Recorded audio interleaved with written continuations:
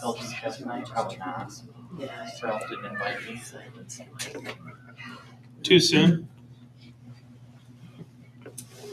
I think I had, Not soon enough.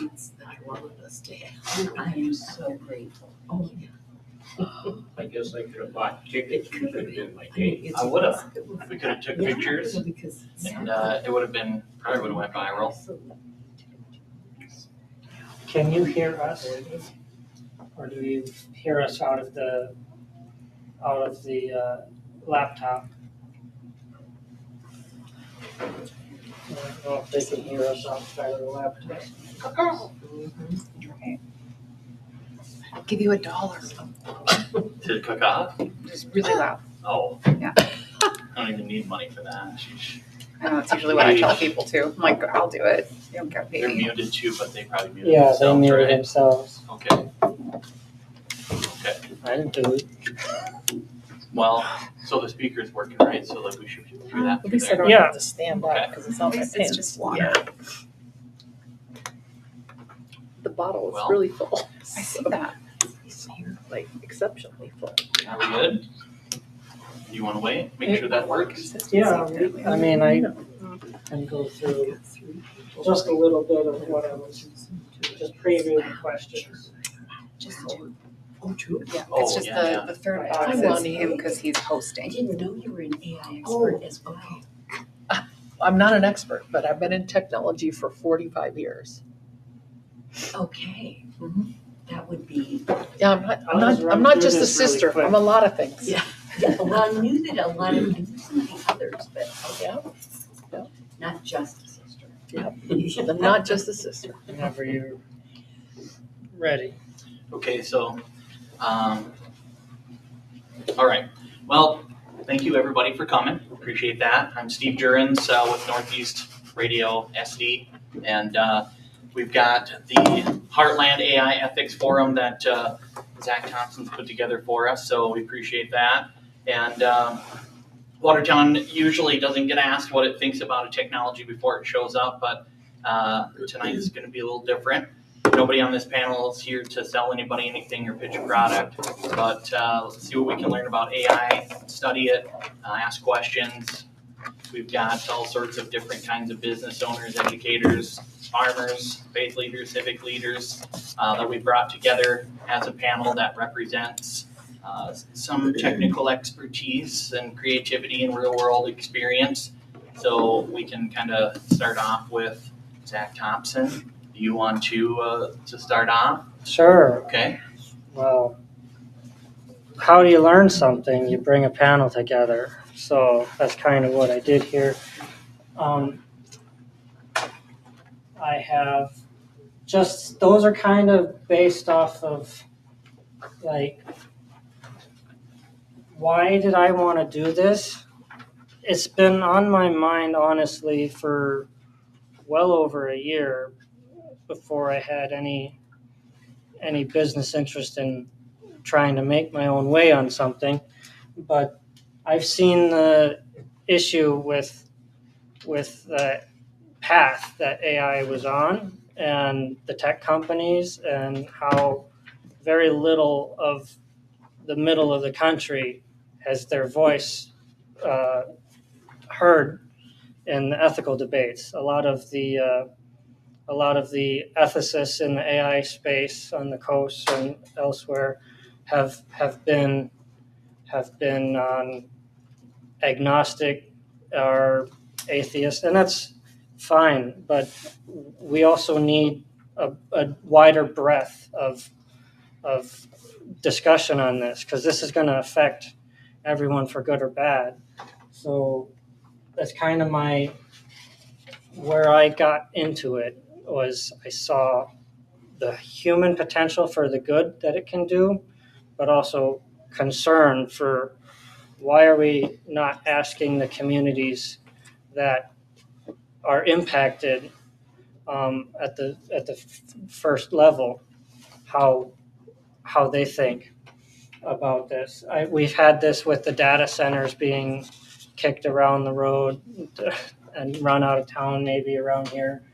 But maybe we can all learn a little bit more on every issue. Some of my personal convictions are that data is your property, that we need to have more prominence of security for your personal data. And I think there's new opportunity for that.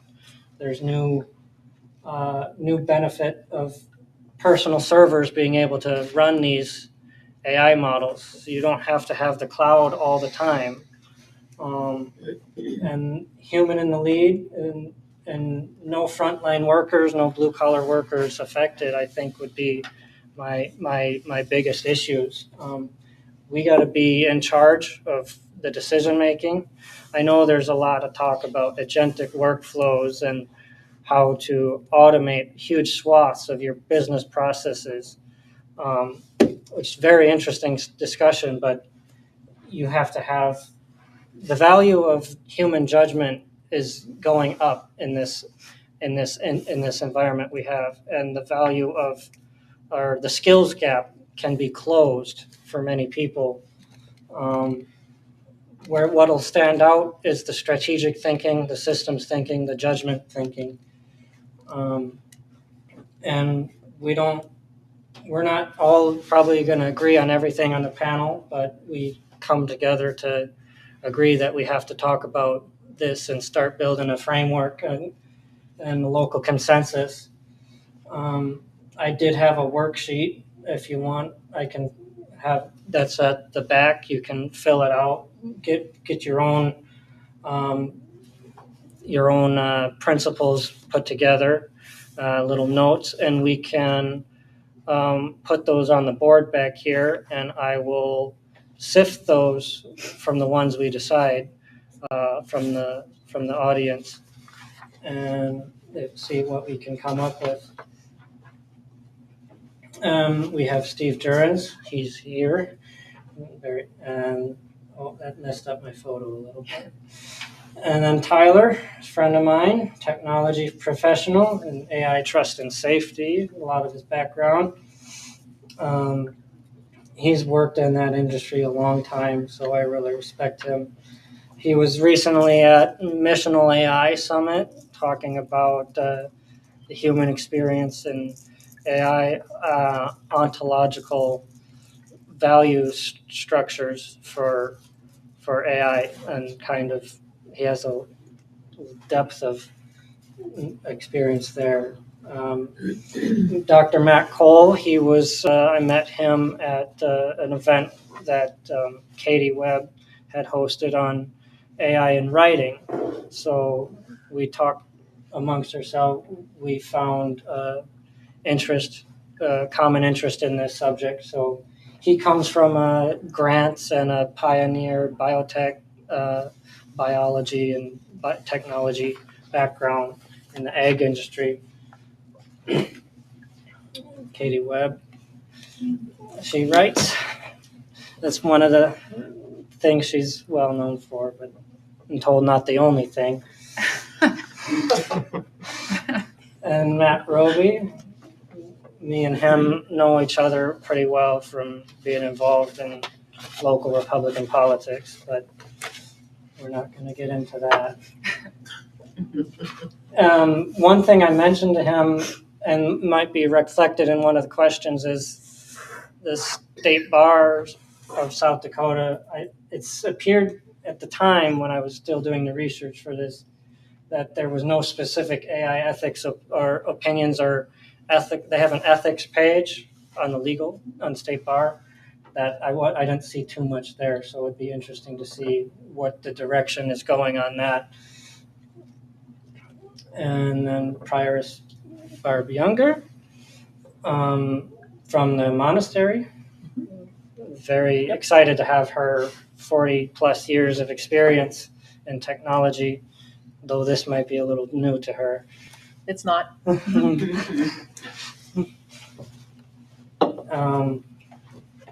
First question is going to kind of revolve around human dignity. What patterns what system of patterns can't reach? It's kind of when a system processes people as data points and makes decisions about us without really understanding those systems, what gets lost and what brings a person that no pattern can reproduce. Well, we can leave it at that, and I'll go back to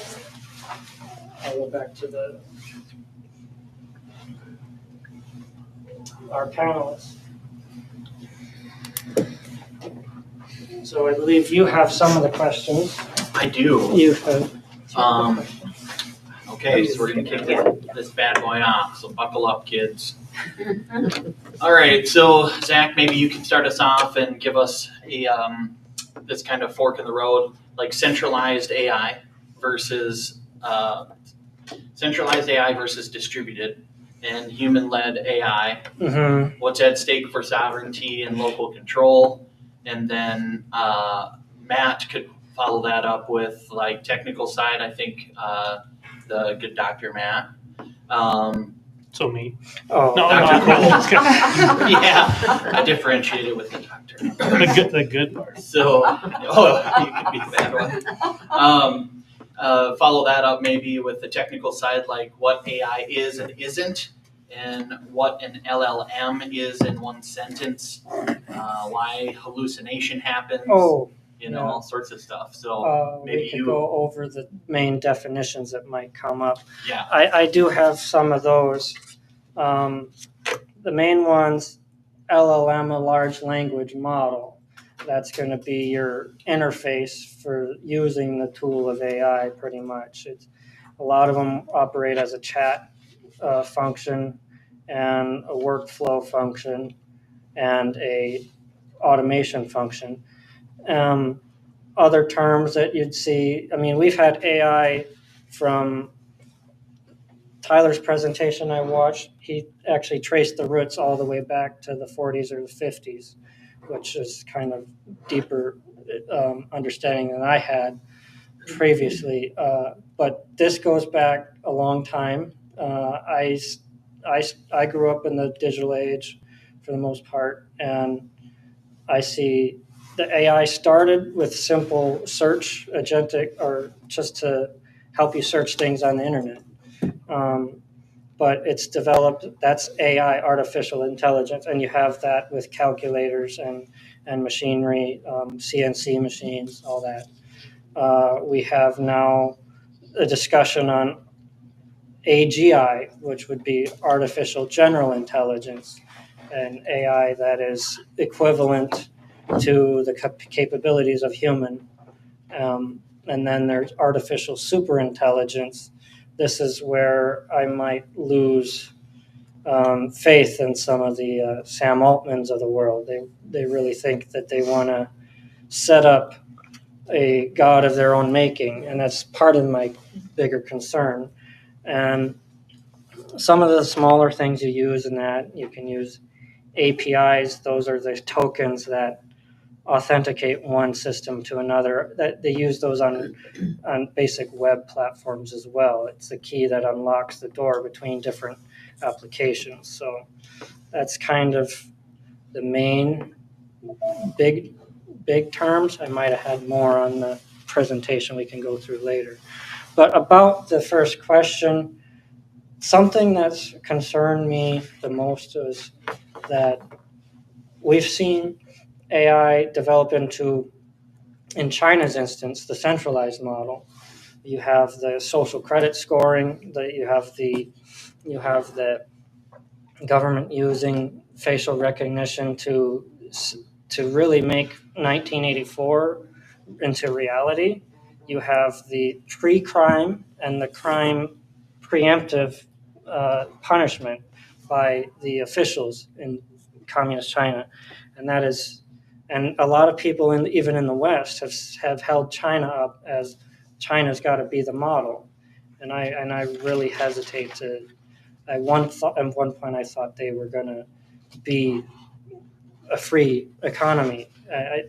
People were getting raised out of poverty there, and it turns out that may have always been a sham.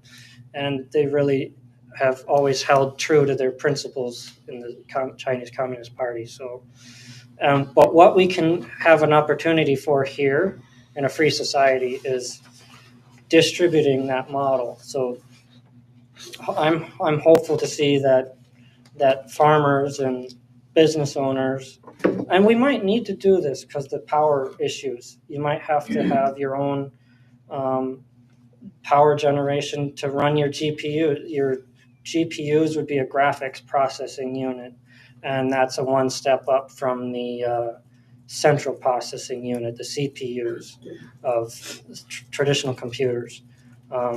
We started. I had a PS3 at one point, and the Army put like 1,200 of those to make a supercomputer because it had the GPU in it. So, but I see people holding on to their data with this technology, and maybe we can chip away at the subscription models, the paywalling a little bit, so more people are more in control of the software they use. Software built specifically to your business or to your farm operation, where you don't need to rely on someone else harvesting and selling your data. That's kind of where I was going with that. So essentially you mean how the data, like a center, if you will, how it's processed and where it's processed. Mm-hmm. So you actually mean processed here or in the U.S. or in China. Yeah. Mm-hmm. So those are the kind of differences. And what's like human-led AI then? Human-led, that human in the loop. That's a common, and Tyler could talk about that as well. But that's probably where I'm at most comfortably right now with AI is like how I can. You're using the tools of AI and LLMs, but you are very much still in control of the process. You can already step beyond that. The technology is already there, but you're approving its actions. Or even if you do have it automated, you're getting notifications, text messages or emails. You've set up an automation, and it'll verify with you before it does anything. So the problems are mitigated. So if it's not human-led, then essentially AI is making those decisions for you without you knowing. Yeah, well, this was the kind of the following out of Anthropic and the U.S. military recently, which was kind of surprising. Anthropic has this constitutional AI model from Amode, and that's a really intriguing concept. But and they were concerned that the military was going to use this totally autonomously, for one example, and that drones, when weapon systems would be using with deciding who and what to kill without human input. And we've seen this in past sci-fi movies in the past as well. So it's a really big thing. It's going to have to be sorted out. Mm-hmm. Okay, so let's talk to Dr. Cole if he can hear us, and kind of maybe with some technical info, like what AI is and isn't, and maybe talk to us a little bit about the LLM and why, like, let's talk about hallucinations and why local processing running AI in your own hardware is suddenly viable in 2026. Okay, so can you guys hear me over there Yes. Yep. Yeah. on your guys' side? Okay. And then can we move the microphone closer to the speakers too? Tyler and I have been I will having try. a tough time hearing that. Yeah, we can hear anything. Yeah, that's We as can- long you as can hear the parts. cord is. Are these That's just as long as the are these cord just for is. you? Yeah. Oh, okay. I don't. Um, I guess I needed a cord. Is that better? Yeah, that's a bit better. Hopefully that works for everyone. And then could we get, if it's possible, could you guys turn the camera on and face it towards the panel and the audience so we can see who we're talking to? Because it's a black screen for us right now. Oh, it is. Okay. Video. We will use.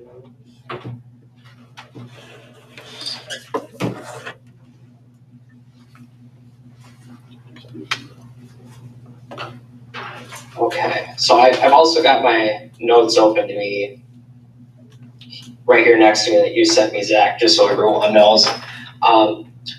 And so I'll give a little bit, I'll start talking a little bit. We can see that now. A background about myself, because that's a good time. Oh, cool, now it's zooming in on Oh, Zach. no. Look at this. So back in, what was it? 2014, when I was starting college, big data, I think is a good starting point of, that's where a lot of this started coming to be of what we're calling AI today. So mathematics department, they got a new building and they were actually just starting with they were calling it basically a big data masters. And so that was something where you could, it was a bunch of specialized classes in that area. Because people were just starting to realize now we're getting all of this data and learning that in the agricultural space, for example, you get all these different layers of data, and it comes down to, what do we start being able to do with that? Some people figured out you could do some modeling and statistics and, be able to solve a bunch of interesting problems that way. And so, it had been about 10 years ago, large language models were a thing where people were saying, okay, we could feed this stuff into a machine, it learns, and it's able to tell us when's the best time to put down fertilizer, when would the best time to plant be, when would the best time to harvest be, stuff like that. And so basically, I got to come up alongside that during my PhD and all of, because precision ag was also a thing where we started collecting data from all these fields at the same time.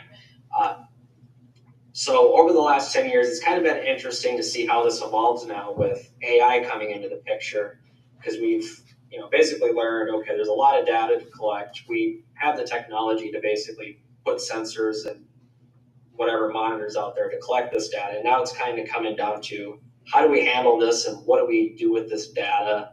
What problems can we solve, stuff like that.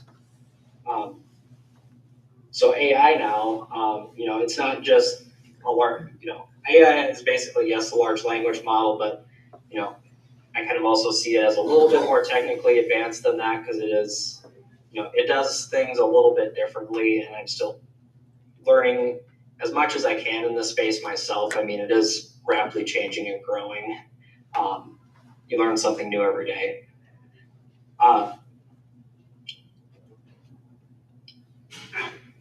So Zach, could I get a repeat of the question again? So I kind of went off on a tangent from where large language models started there to where we're at today with AI. And so it's basically, a tool that we're using and figuring out how do we use data in different ways.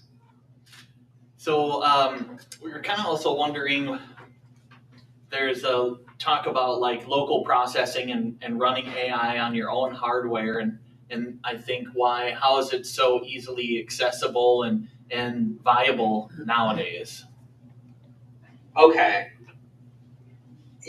and that's another interesting point to talk about too, because right now we are seeing a lot of people that want to put up all these data centers, but at the same time, GPUs, for example, we're seeing them get very expensive. And the reason for that is also, putting AI chips in our own phones, for example. Yeah. And so with these data centers, kind of one interesting thing you got to think about is, okay, there's demand for AI right now because everybody's using it, but nobody's phones has an AI chip in it. And so, the next generation of phones and computers and everything, they're all going to have AI chips in them, which when that starts coming about, then your phone, when you're using ChatGPT, doesn't have to send your AI prompt off to a data center somewhere.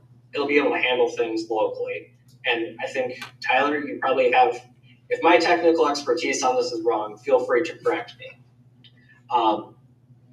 So as we kind of go forward on this data center thing, we got to think about, okay, what's the point this is feasible without it being a long-term liability? Because yes, there's a high demand for AI right now, but with time, as the market equilibrates, people are going to have AI on their own phones, and we're still going to have these huge data centers. Are they essentially going to sit empty and do nothing, let's say 10, 20 years from now? I think that's a fair question to pose. But I do think there are applications, let's say that, again, coming from back in the day of big data, there are sufficiently large jobs that may require a data center. And so, that can be where, okay, is this worth a long-term investment of drug discovery, for example? That requires an insane amount of data with what they're trying to do with AI there too. So, if we have a large data center, is there going to be a large project like drug discovery, for example, that will be there in the long term for that data center to handle? And it's not just an app that you're trying to power on a phone that'll probably disappear in 5 to 10 years anyways when everyone has an AI chip on their phone. Very good, thank you. Did I kind of round that off nicely, or did I lose anybody? No, I think that was a good explanation. Could you talk a little bit about this kind of like why hallucination happens? Is that something that you deal with as well? So yes, I deal with it, but I also kind of have ways to mitigate it, as another way to say it, as well. So AI is, as of right now, in my mind, is kind of like a kid. It knows to do, like, it's a kid that's grown up enough to do things, but it also doesn't know what to do and what not, or what not to do. And so, these companies are kind of the same way, because AI is a product, and so it's a new product, and these companies are still learning exactly how to treat, what this product is going to be. This is something that's meant to generate an answer for you or give you a reply, because you are talking to this, and imagine you're a company and you basically make an AI that's supposed to provide answers to you. You're not going to have a good product if it's not going to talk back to you. And so, this AI is meant to generate a response to your question. And so sometimes it kind of hallucinates a bit, because it's like, oh, logically, this makes sense of a reply. But if you go back and check the sources that this machine is citing, they're just non-existent or not there.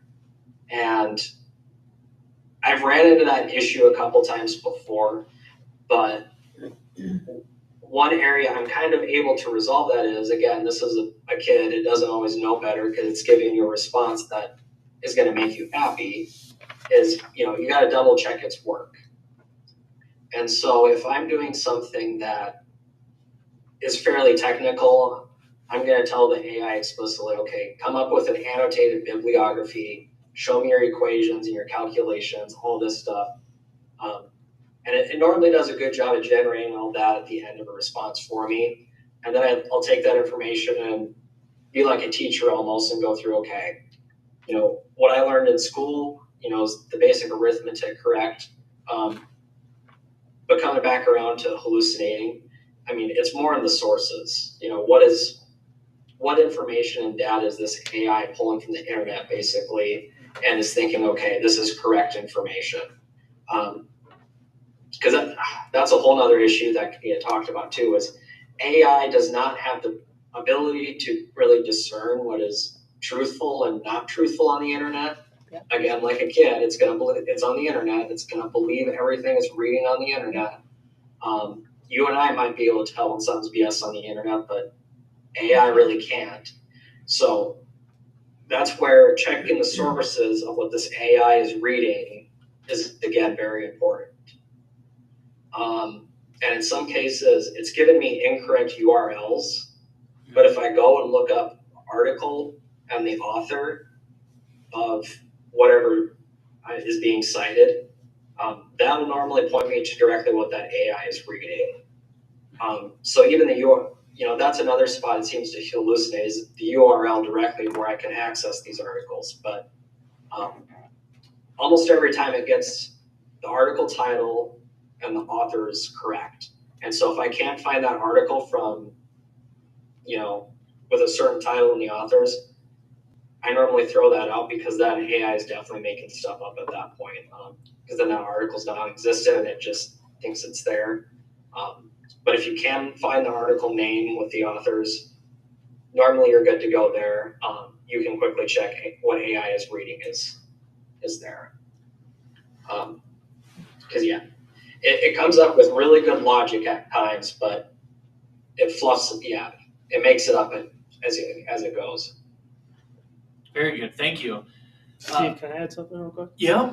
So I listened a month or so ago. I listened to a podcast an investment related podcast, but it was kind of like back to the basics, like what exactly is happening in AI, what exactly is it doing, and these guys are more technically sophisticated than I am. But this is what I understood from what I heard was that essentially it's predicting what the next token, the next word, the next letter is going to be based on probabilities. And so it's done all these, it's trained based on the sources that it's been trained on, which essentially is perhaps the World Wide Web entirely, or there's certain exclusions. And then based on all of that's learned, you ask it a question, a prompt, and it's predicting based on what it knows, what the next token, what the next item will be in its response based on a probability. It might be 90-10, 60-40, or whatever. And so because of that, inherently, at some point, it's going to choose wrong. It's going to go astray because it's using probabilities. It's not thinking per se.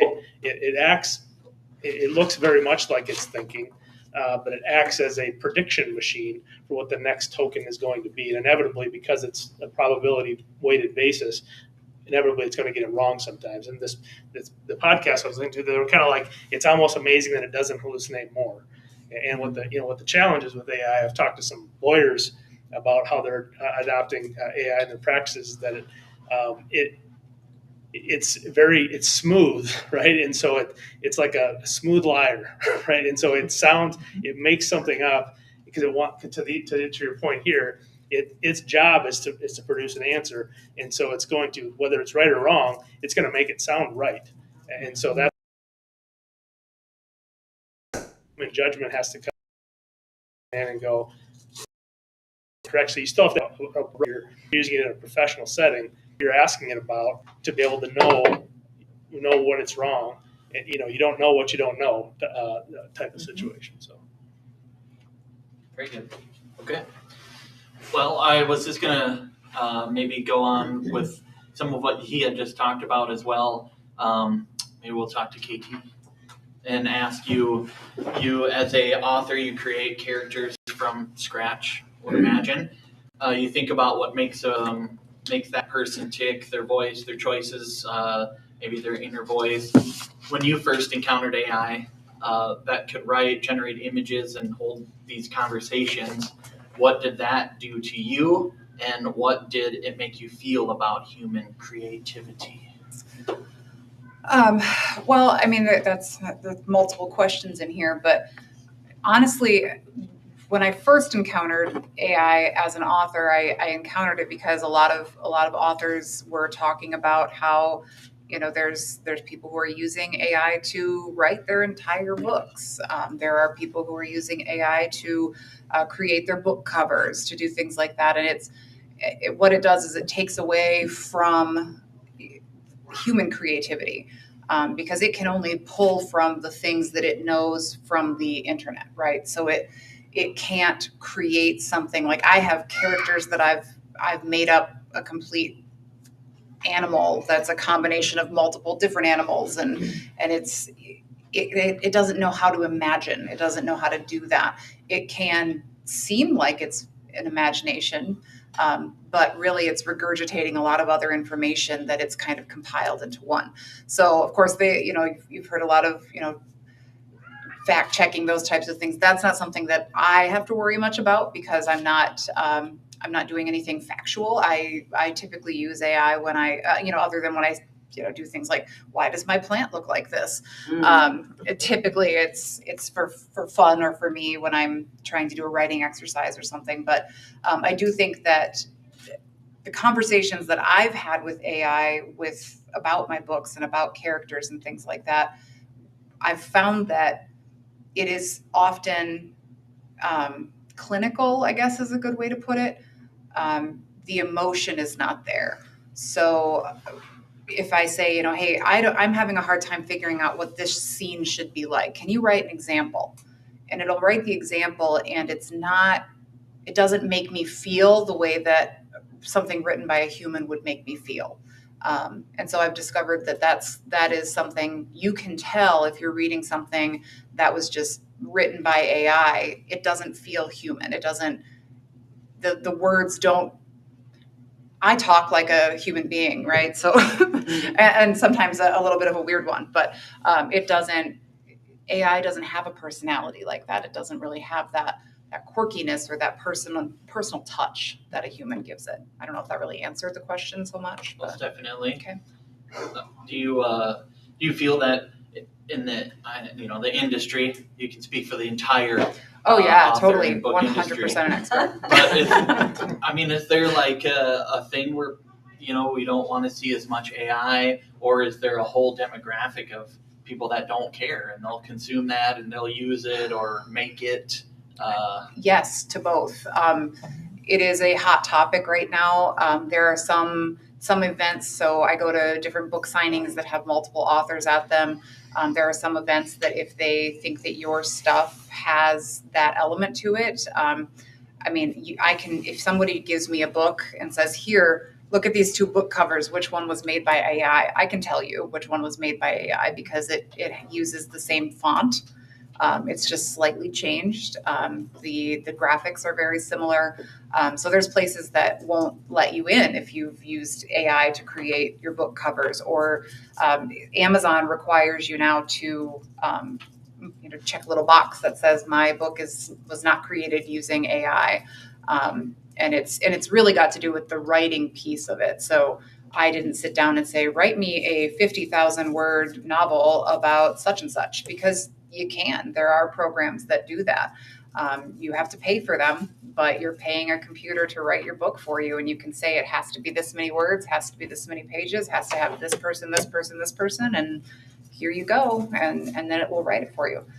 So yes, there are people who are very, very staunchly in the absolutely no, do not use AI in any way. Then there's people like me who are like, well, there might be some ways that it can be useful. I'm not a very organized person, so I like to use it to help organize some of the thoughts and ideas that I've come up with for different projects. But then there's people who are like, well, whatever, I just want to read, so they'll read anything. Mm-hmm. Yeah. Is there, so that you know of, is there, if you authored a book and like it was all AI, you can put your name on it and that doesn't really matter then? From what I understand, yeah. You can do that. So we talk about the ethics. Ethically, that's a terrible idea. But yeah, there are authors out there that I believe there are some authors out there that do that, or utilize AI very heavily when it comes to writing their stories. Yes. And I don't think that it's right to do that, simply because the written word in that fashion is meant to be emotional. It's meant to be messy. It's meant to make you feel something. I'm a fiction writer, so I don't do a lot of the nonfiction, but I imagine that anyone who's wanting to sit down and read a story, you want a story that's going to make you feel connected somehow, or it might make you cry, it might make you laugh. And AI just doesn't, it might make me laugh, I think, yeah, because it can tell some jokes, but I don't know that it really feels, I know it doesn't feel, and so I don't think it's programmed really well to feel things. Mm-hmm. Good. Does anyone else want to comment on anything like that? Well, I think part of what you're touching on is our humanity. It's our humanness. It is what separates us from the machines and technology that we create. And in the most basic sense, technology is a tool. It is a tool like a hammer or a marker. And so those items, a hammer or a marker, could be used to do harm to people, right? So we get into part of the point of our conversation is, what do we do with a technology that we've created? Everybody probably walked in here with a cell phone, right? I've got my iPad sitting in front of me. So I think part of the challenge for us as users and producers, because we produce things, I produce emails on my technology, is where are the guardrails and who's responsible for the guardrails that protect the people that created a product. So you're using a tool to create a product, let's say, biodegradable water bottle. So that should be protected in some manner. But what protects our humanity? And so ethics are touchy because sometimes they're based on moral concepts and we don't all have the same morality. And so I think this is part of what is tough. However, if we don't put our voice into it, basically, it will tell us what we're going to do. And I think it also speaks, though, to our world is very chaotic right now. This has ramped up in a really, maybe an unforeseen speed. And so we are dealing with things like, where do we put all the data centers? Are they going to be used for 20 years? Or are they going to be used for 5? Because the technology is going to make it obsolete. So there's so many questions that are unanswered. It's moving at a very high rate of speed. We're reacting instead of responding. So a forum like this is really important. Data centers are needed in some regard. Are they needed on every street corner? I would submit you not. And so I think that our part of it is to voice our concern and opinions, but also to help create the guardrails. And we do that locally. We start locally, which is why this is important. All politics is local. It really is. And so we get to decide how this rolls out to some extent, or we should, as much as we can. And it's not just to protect our humanity, it's to protect all that we've created together on this earth. It's not just about one thing. It's very complex. So you got to do a bunch of things in parallel. So. Yeah, very good. Matt Roby, Yes. You deal with finances, right? Yeah. In your day job, if you will.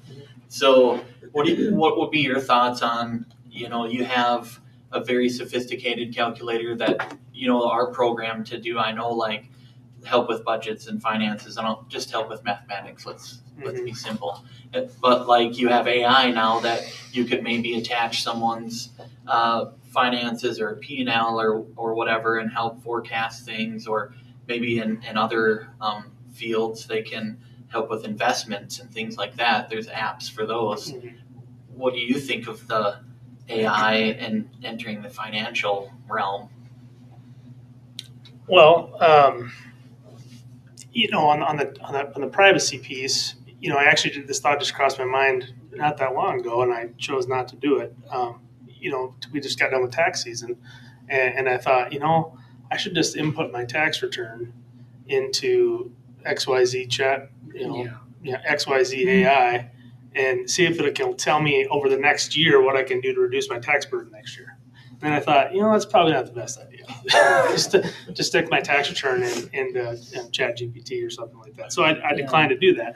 There's a new model that I saw come across my news feed. They're testing a screener, a security screener, so you could put in PII, personal identifying information, and it would automatically scrub that instead of manually going through your PDFs and redacting that yourself. I think I looked at to do that with my taxes as well, but I was like, no, I got 4 different accounts. I don't want all those numbers. So I was just reading the numbers that I needed and not the sensitive information. Sure. So but new technology is coming that we might be able to do that. Mm-hmm.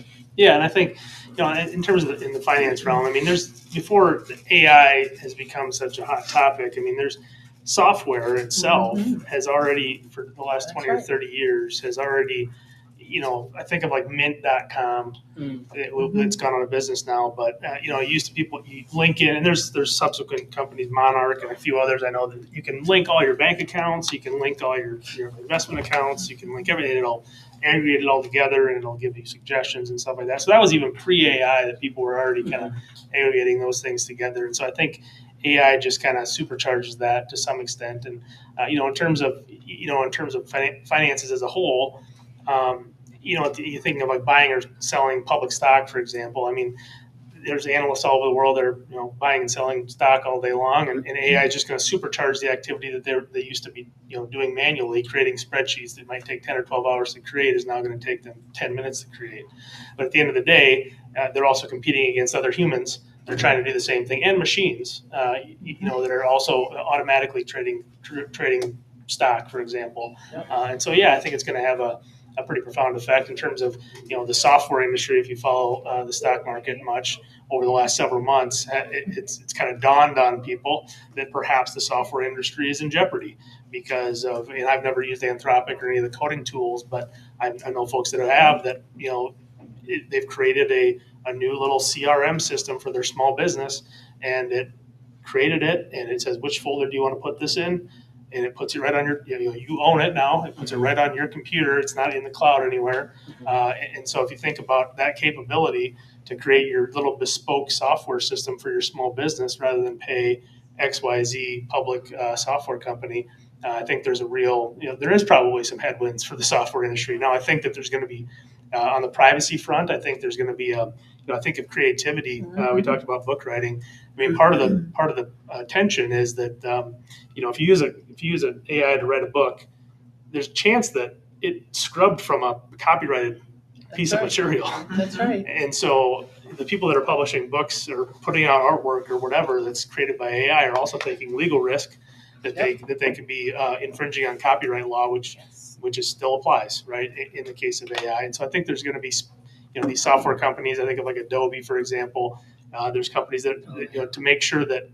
So if you're creating something in Adobe, there's going to be a market created for them to say, this is we guarantee you will not be sued for not sued, but anybody can sue a ham sandwich, right? But we guarantee you're not going to be infringing on somebody's copyright when you create XYZ work product in Adobe. And so there's going to be new iterations of the market's going to respond to these desires for privacy.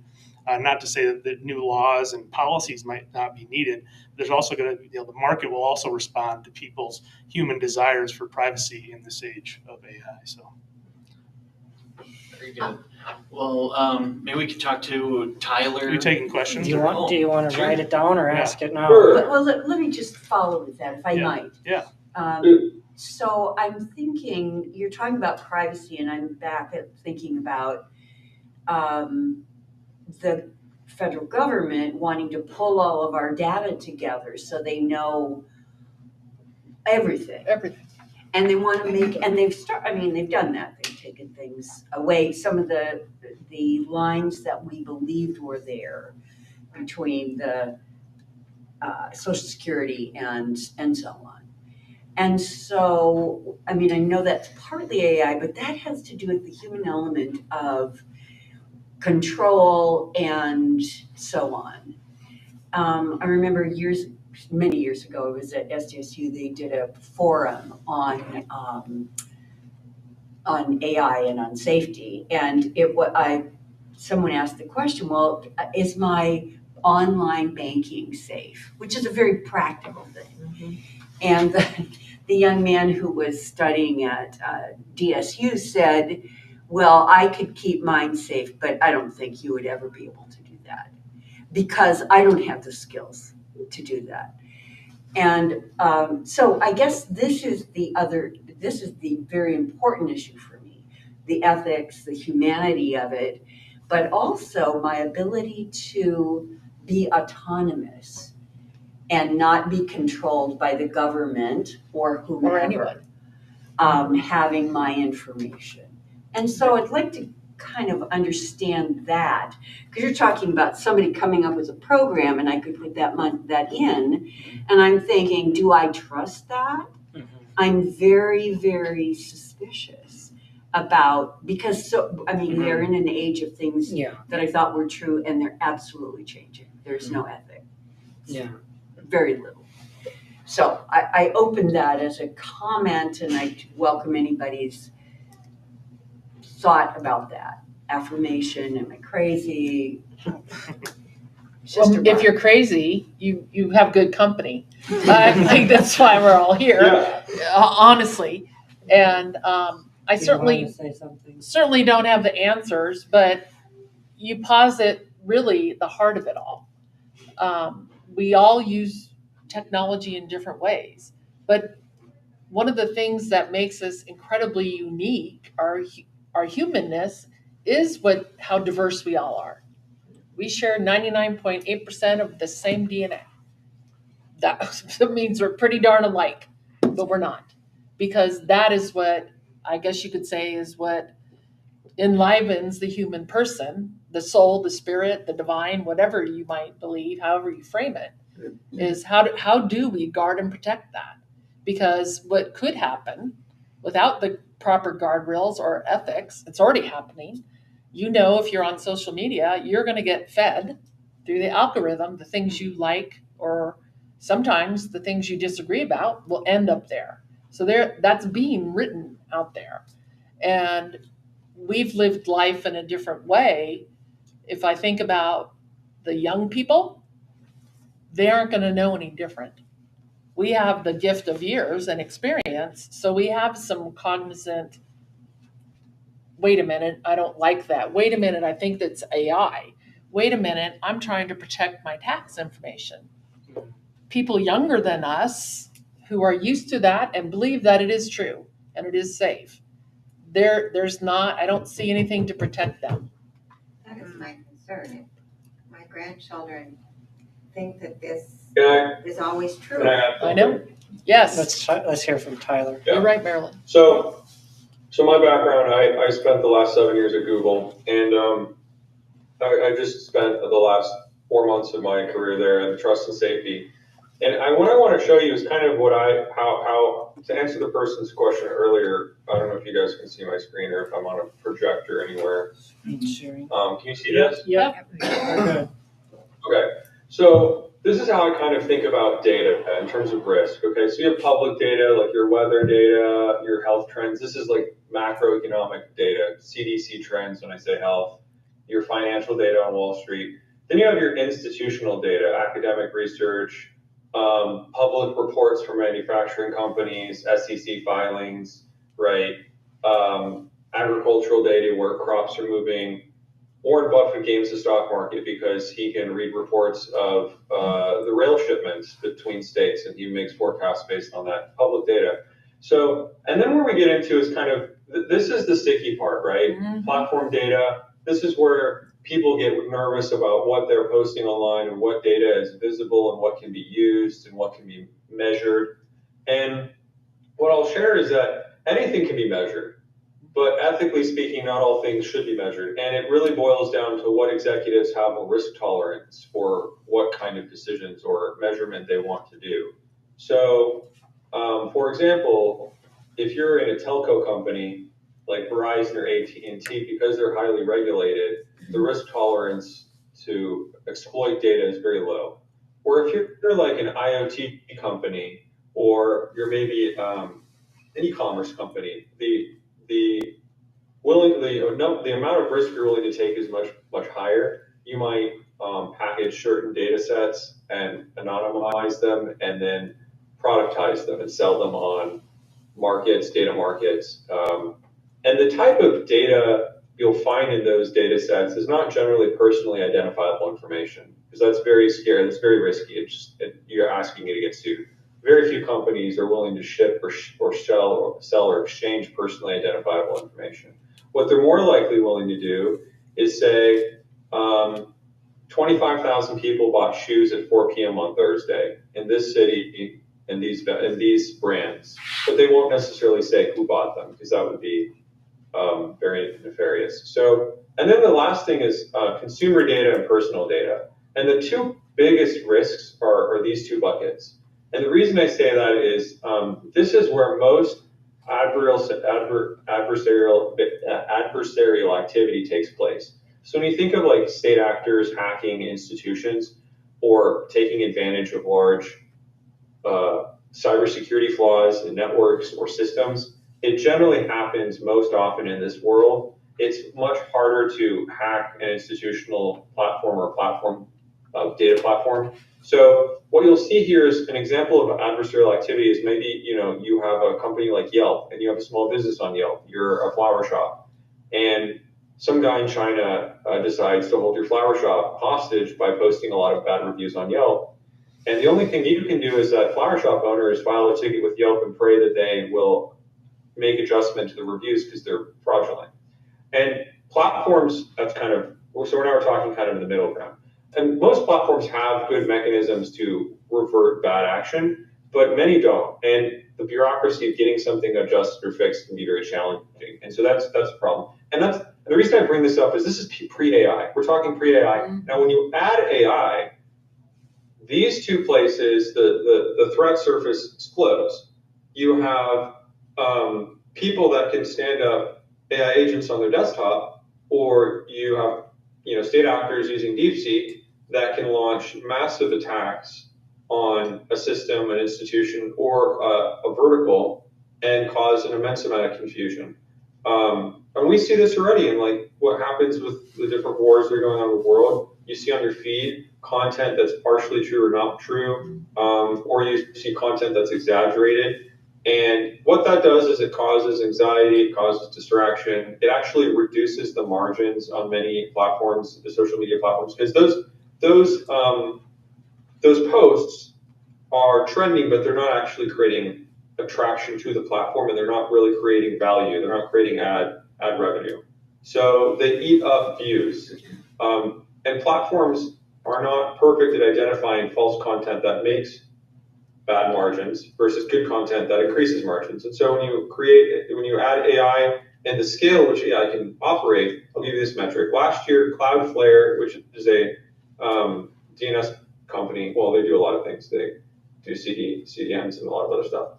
Anyways, their CTO said they prevented 500 billion false login attempts last year. And that's, not a big number actually. When you look at the total surface area of the internet and everything that is happening, it's in the trillions. Like there's trillions of clicks, false posts, false things, fraudulent things happening on the internet, and AI is going to just make that worse. So, in my view, this is my personal opinion. So what has to happen is we have to think about how to manage it. And there's three approaches. There's creating a really centralized system, which I'm not in favor of, and that's not what we have today. Think of like what China has. The second option is to create a kind of hybrid, concentrated, distributed system, which is what we more or less have today, where you have these large tech companies that hold proprietary ownership over these AI models and can gatekeep them. Like when Anthropic came out with Mythos, or whatever it's called, right? They said, oh, this is too dangerous, we're not going to release it. Right. But what that really said wasn't, oh, don't worry, we found it, we beat the industry, we're here first. It was more like, hey, just so you all know, this stuff's real. So, and we have it, but we don't know, and this is the part they're not saying, we don't know who else has it. China could have it in 6 more months. Other countries could have it. A random institution, a lab in the middle of nowhere in Nevada, some guy who's a great computer scientist could have it on his desktop by renting out a couple nodes at some on-prem data center somewhere that no one knows about. So it just shows that it's potentially there. Like we're potentially, so that's the option. The second option is that hybrid. We have big tech companies policing kind of in a distributed way this technology that can be both distributed but also concentrated. And then the last option is just totally distributed. And what does that look like? That looks like fundamentally re-architecting how the internet works today. And that is something that many conversations are being had to discuss in different institutions, academics, because the other two options don't really fit American politics, fit culture. We don't want a Chinese internet. We really don't want margins going down. We don't want SaaS being obliterated.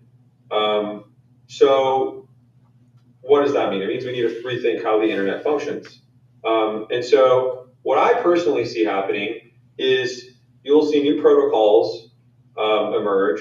There's some of these already. So you have, if you're familiar with how the internet formed back in the 80s, there was ARPANET, TCP/IP. That's fundamentally the addressing space, like you have a post box. It's how everything connects and communicates on every level of hardware, more or less. And that laid the foundation for the internet. And then there's many other protocols that were built on top of that, like HTTP and other things. And now there's agentic work protocols, like for shared standards, shared operability, like MCP. That's Anthropic's protocol. And it's not a network protocol. It's more just about a security handshake between two agents. And that's the workaround, that's the glue and duct tape on the internet today. I hypothesize that TCP will actually change. The addressing space of the internet will fundamentally change. The visual reality of how we engage with content and information will change in the next 3 to 5 years. Maybe sooner, maybe later. A lot of people postulated that like voice on your phone and your watch would more or less come to be very quickly. Actually, it's a very hard thing to do, so there's still more work that needs to be done there.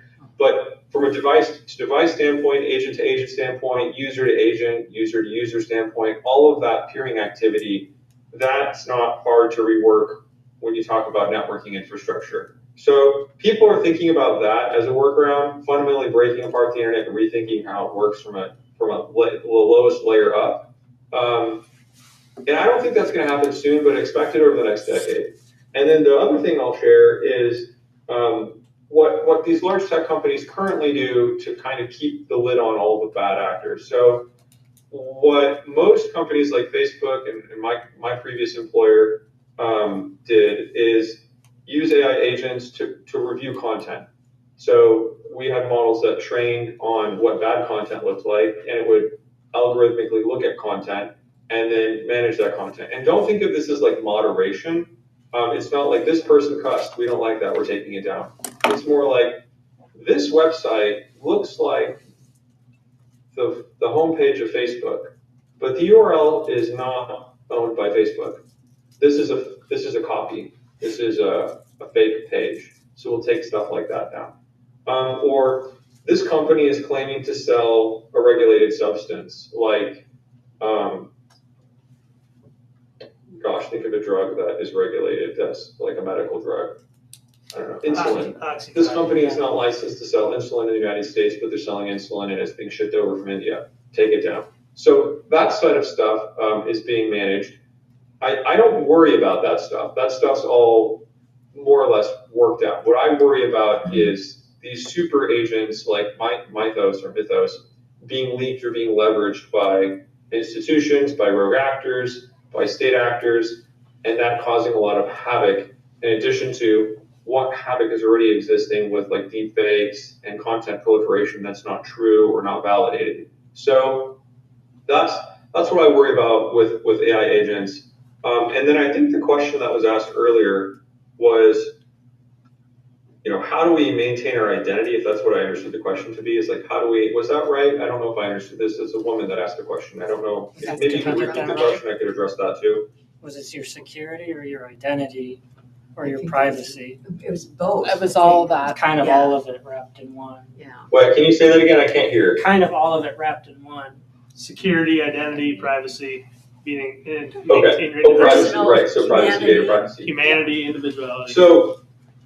So data privacy is probably the hardest thing to manage in this bucket, personal data, because everybody that works or uses a technology relies on the provider of that technology to safeguard the data that it creates, the data that you generate on the platform, right? Pick anything. People in this room, I'm assuming, don't have a desktop server underneath their desk where they're generating their own random raw data on some random piece of software that they're building. Most people don't have that. That will, though, be a common thing that might happen as AI proliferates, and that poses a big problem. We get back to the fundamentals of how to manage personal data, like at the internet back in the 90s, right? How do I keep someone from hacking my desktop? How do I keep someone from taking the data that I fed a model that's locally hosted and using that as some sort of a hostage negotiation? How do we do these things? Those are the things no one's talking about. No one even sees that far. Everyone's still focused on state actors, content proliferation, and how we manage privacy and data privacy at the platform level. No one's thinking about what it's going to work, what the world's going to look like in a distributed nature. And so I'm always thinking about that because that's generally the trend things go towards. They start out hyper-centralized, then they get mildly distributed or managed or gate-kept, and then they become totally distributed and open. That's what the Western world has used as the delivery model for the last 100 years, like in everything. Medicine, education, technology is the last trend. So everything eventually becomes distributed just due to the principles of scaling something. And nobody's thinking about how to safeguard data or privacy in a distributed way. And so I say that not to like freak anyone out. I say that I kind of as an optimist, if anyone wants to invest in places, or as an investor, I would think about looking at those sort of opportunities. What people are thinking 3-4 years from now when everything that we're talking about today doesn't matter and everything is distributed. That's the place to invest today, I think. But anyway. Can you talk a little bit more about what, I'm just having a hard time envisioning what you mean by distributed and the reworking of the internet. I can't hear. Can you guys speak in the mic? Or can you restate the question, Zach? Where's the mic? Your reworking of the internet. He's confused about just like, what do you mean by, in terms of distributed, do you mean we all have little servers in our home, or what do you mean by the remaking of the internet to a distributed? It could be that. I don't know, but it could be that. So there's theories running around as, so think yes. So yes and no.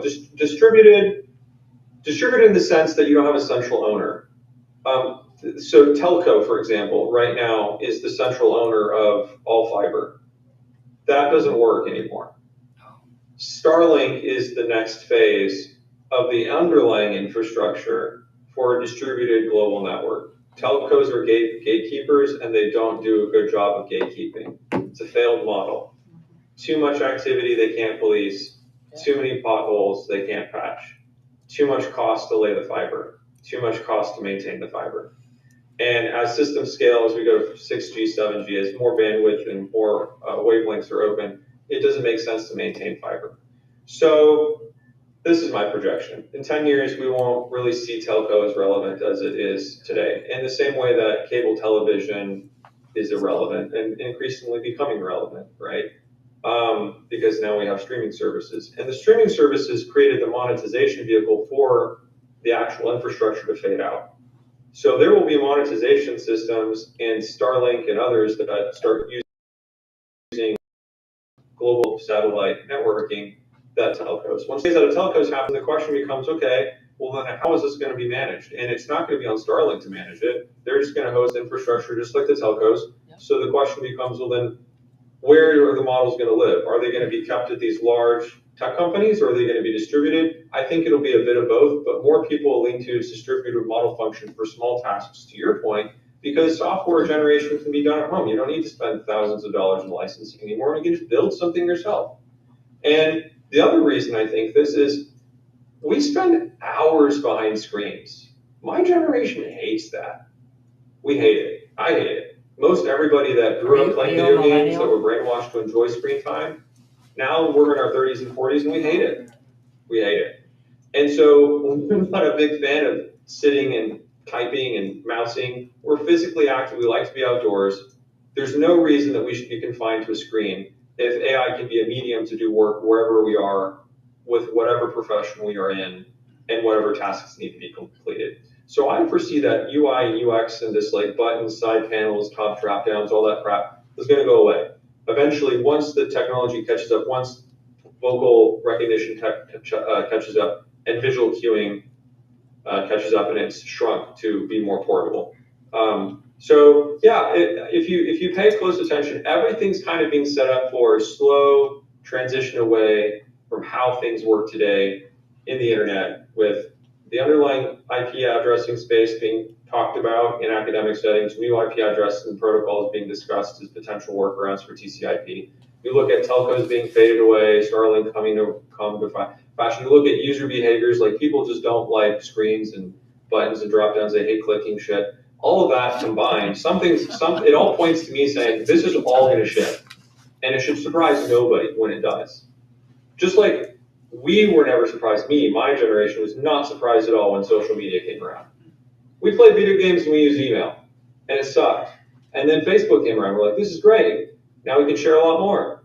And as we get older, as Gen Z gets older, as they are born into what technology they have today, which is a lot of wearable device technology, and they grow up and they become 20, 30-year-old adults, they're not going to want to use wearable device technology anymore. They're going to have embedded technology. It'll probably sit under their skin. That terrifies me. That's not something I want. But that's something that they're increasingly comfortable with.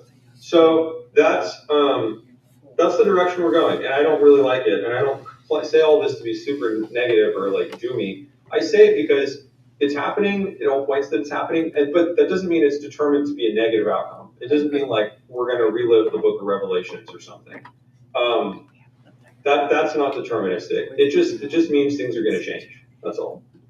Does this make sense? Yes. Thank you. So just to kind of touch a little bit on that, the negative, like the concern part, I think something, and this is my personal thoughts and my personal opinions on this. I think a lot of the fear that we have about, computers are going to take over the world and we're all going to die, and it's all based in fiction. It's all based on stories that we created, and now we've held so closely to that now we're afraid that that's what's going to happen. And so then when we hear about these advances in technology, we're like, no, oh no, it's going to take over. But we forget that we are the ones who have the power button. We're the ones that create the things that are going to be doing smarter things for us, better things for us. And I know you had mentioned the young people. I have teenagers, so I know what you're saying there with them being increasingly more comfortable. And I don't remember who mentioned it. There was a comment made about, I think you were talking about kids and not knowing. Mm-hmm. We're the ones who teach them that. We can't just say, you've got access to the internet, figure it out. Right. Because we are the ones who, and I mean, I'm a millennial. We're the ones who are going to be teaching our children, this is what you have to do. My kids have come to me and said, Mom, such and such, this is happening. And I'm like, okay, but where did you get that information? Well, I saw it on Facebook. Okay, cool. But where did it come from? True, right? Right. Where did it come from?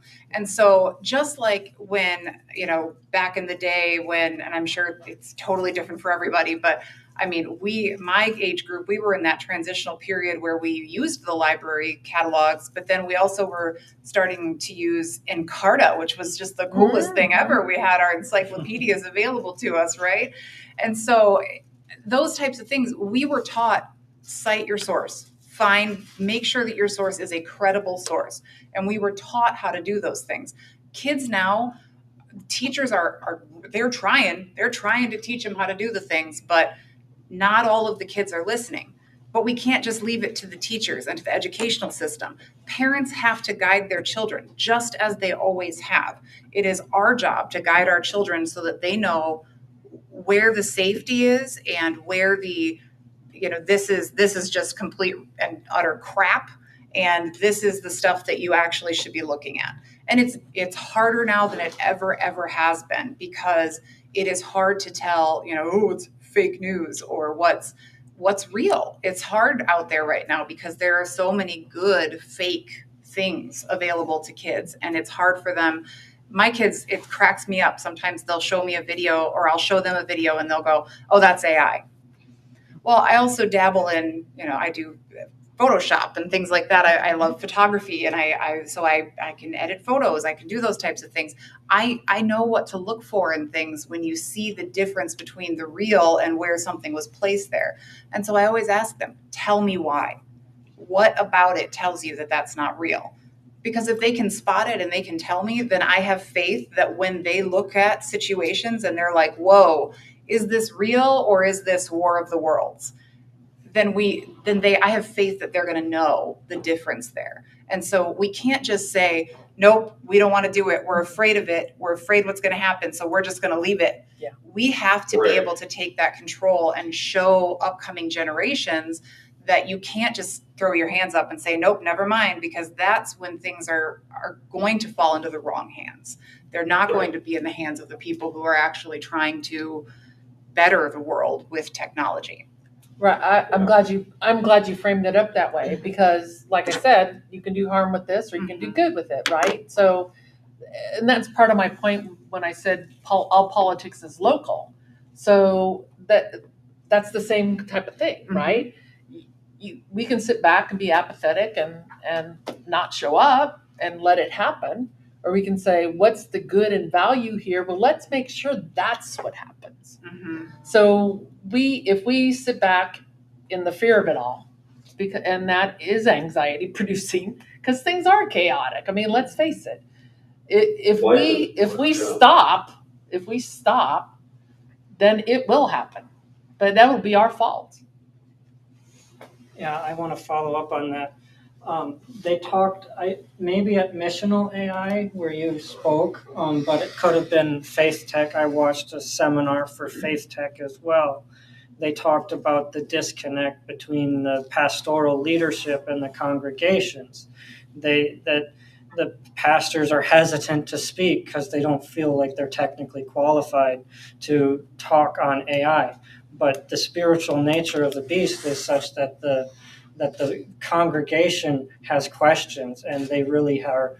We're getting to spiritual questions, the nature of humanity, the nature of the value of human worth, and what it means to be human. This technology is going to make that very hard for many. I mean, I grew up, I didn't have the phone, the smartphone for a long time. I think I was after 16, and I wouldn't lower that bar. I find myself using social media too much, but this is going to make things worse. So the value of humanity is going to be in the parents stepping Absolutely. in and redefining the boundaries for kids. There's value in learning to write and learning to read and do work by books and by paper up to a certain point. But then we have to tell them, once they have that critical reasoning, they have to get the understanding of how to use the technology. The disconnect between the people at the tip of the spear of this technology and the people in average communities like ours is getting much more further and further apart. And so the learning curve may feel like it's too big for some, but we need to understand that we have the agency to do good or ill with this technology. And that's my biggest concern. Right. And that's what I want to bring out, the good in the community and people using this technology. So well said. Sorry, you mentioned the pastors and having a hard time. So both of my parents are pastors. They're retired now, but that is something I think we were taught. I mean, not to get into a theological debate, but I was created by God, and God created me with my brain, with my ability to create things on earth, right? So I can't make anything that wasn't already put in my mind. That makes it sound, you might be able to explain this better. But I think you. So humans are created with agency and intelligence, yes. A spirit that is discerning, right? What is good, what is bad, and I think there's some natural law things, like most 99.9% of humanity is adverse to murder or stealing things or being dishonest, right? So there are some things that are inherent in us, humanly, but I also believe that if you look at evolution, just look at evolution. I know it's not everybody's jam, but if you look at science and evolution, we have become more and more complex. It is what humans do. It is what biology does. And stasis is death. in any organism. Yes. So if you look at humanity as an organism or the earth as an organism, which it is, it can't just stay the same. So this changes here. So we can let fear rule the day, or we can say, we're going to make sure it's for good. We're going to make sure there's guardrails. We're going to press our local officials, our state officials, our national officials to say, you know what is for the good of humanity? Could it solve a crisis of food for people in countries where there's drought? I mean, there's great possibility, but we have to hold each other to account. Mhm. And I personally believe that God wants us to create that with God. Yes. Like, we are incredible beings. Wow. That we could figure this out is phenomenal to me. So I don't think any machine is going to take over at all unless we stop using what God gave us, quite honestly, to say, let's choose that, not this. Let's raise our kids. Let's have a government that does this. Here's where we need help.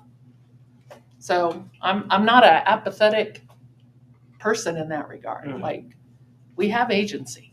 I think that's where the help. I agree with that. There's two things I feel like every community should be doing in this period of time. One, going back and learning about the history of how the internet came to be and how we got here today. Because you can't really change things unless you understand where they come from. That's right. Two, we should start having maker spaces. I wish churches had maker spaces. It blows my mind that libraries have maker spaces, but churches don't. And it's not expensive. Like these churches that are mega churches, they have, I'm going to complain for just a second. They spend $20,000 on lighting and fog machines and bullshit. When a maker space is 10 grand. 3D printer, I think laser engraver, It's a creative space. soldering tools, It's kind of and like gear. a co-working. And now you have a thing that's open, like a coffee shop. And some churches have coffee shops. It's open to the public all the time, and people walk in and can use the tools and actually do something and create something. And if you have content, you have curriculum around how AI works, how base systems function, then you can actually contribute to innovation. You can think It's all about ones and things zeros. not as they are, but as they should be. And nobody's really doing that right now. That's my biggest chief complaint. Is like nobody in a faith walk actually has the physical spaces, the physical labs, with simple technology. I mean, this is not expensive stuff. You can put this in a garage. Yep. To do experiments. Nobody does that. You know, we should be doing experiments, little experiments for fun, and integrating that into our communities, because there's not many people that are vocalizing this. It's mostly academia, and they're lost. They're just kind of going on the ride. They don't actually know or understand how to craft something that's alternative to the current narrative. So, from my point of view, I'm not a big fan of public school, but anyway, that I agree with. We can't stop believing we have agency, because the minute we do, everything's lost. We're no longer participating, we're slaves. That's right. I have to say, okay, I'm on an individual level, you know, my belief is there are things that I can do to make a difference. Mhm. However, if I am looking at the billionaires in Amazon and Facebook and so on, and how they are lined up together in ways that seem to not actually be intentional in the positive ways you are talking about. I don't know where the God is, and I am someone who's traveled and lived around the world, so you can be the Buddha to me, you can be, I've lived with people everywhere and know their humanity. That's right. And their faith. And compassion is a common theme. Caring for others is a common theme. It should be. Now, when I'm looking up, I am not seeing that, Matt, as a legislator, as a leader. No pressure. Who is, and I'm not, I mean, it's not, No, you're good. you are the person here. And I value you and I appreciate what you do. And I think you come at this with a really ethical view. I am not sure about, I mean, there's such controversy, even in peer, about how people treat each other and the politics of it and you believe this and you believe this, and like something is not true here. And so I'm with you, but I am, as someone who follows humanity and politics and the way things are being decided, I am deeply troubled about the people who are at the top making decisions and how that affects all of us. Because I can turn off Starlink and the Ukrainians can't defend themselves.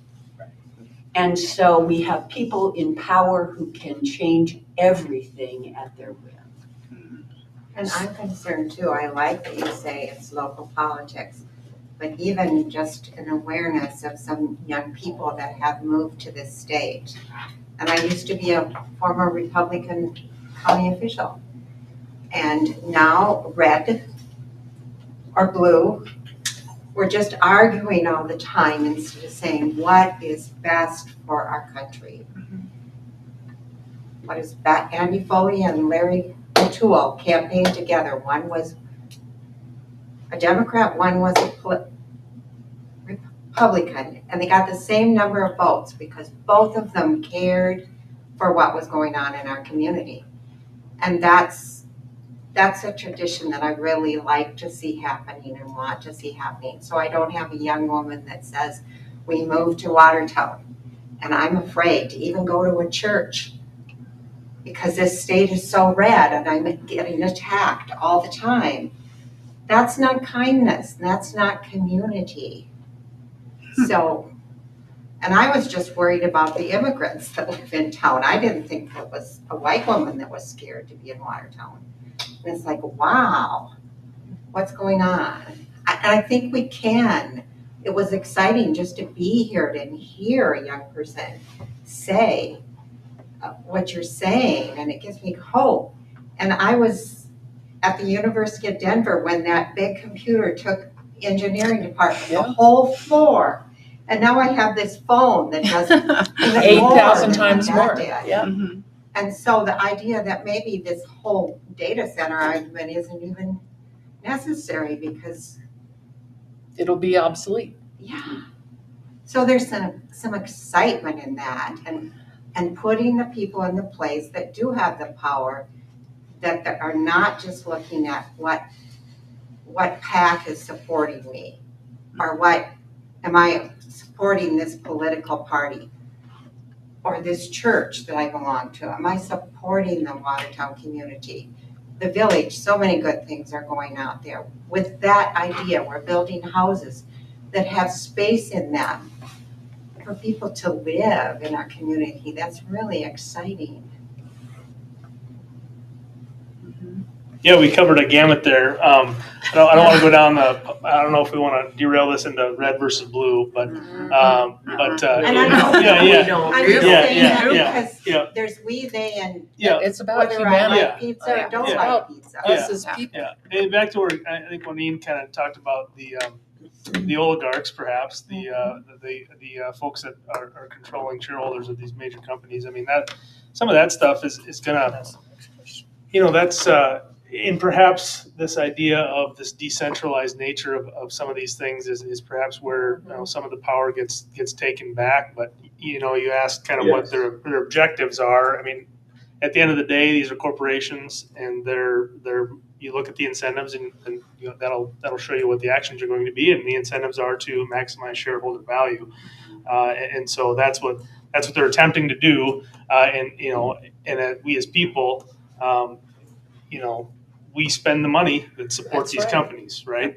And so you think of social media, if you're not paying for something, you are the product, right? And so your views and what you put on social media, that is the product. The eyeballs are what they're selling, and so that's really where it comes down to people saying, and I don't know what generation you are, but I'm a millennial, and I think there is starting to be some kind of just 16 hours a day on a screen. Mm-hmm. Is that really where, and I don't think it's going to change anytime real soon for certain professions, but I think that there is this awakening a little bit to go, gosh, we are really wasting away a lot of our lives in front of these things and giving up,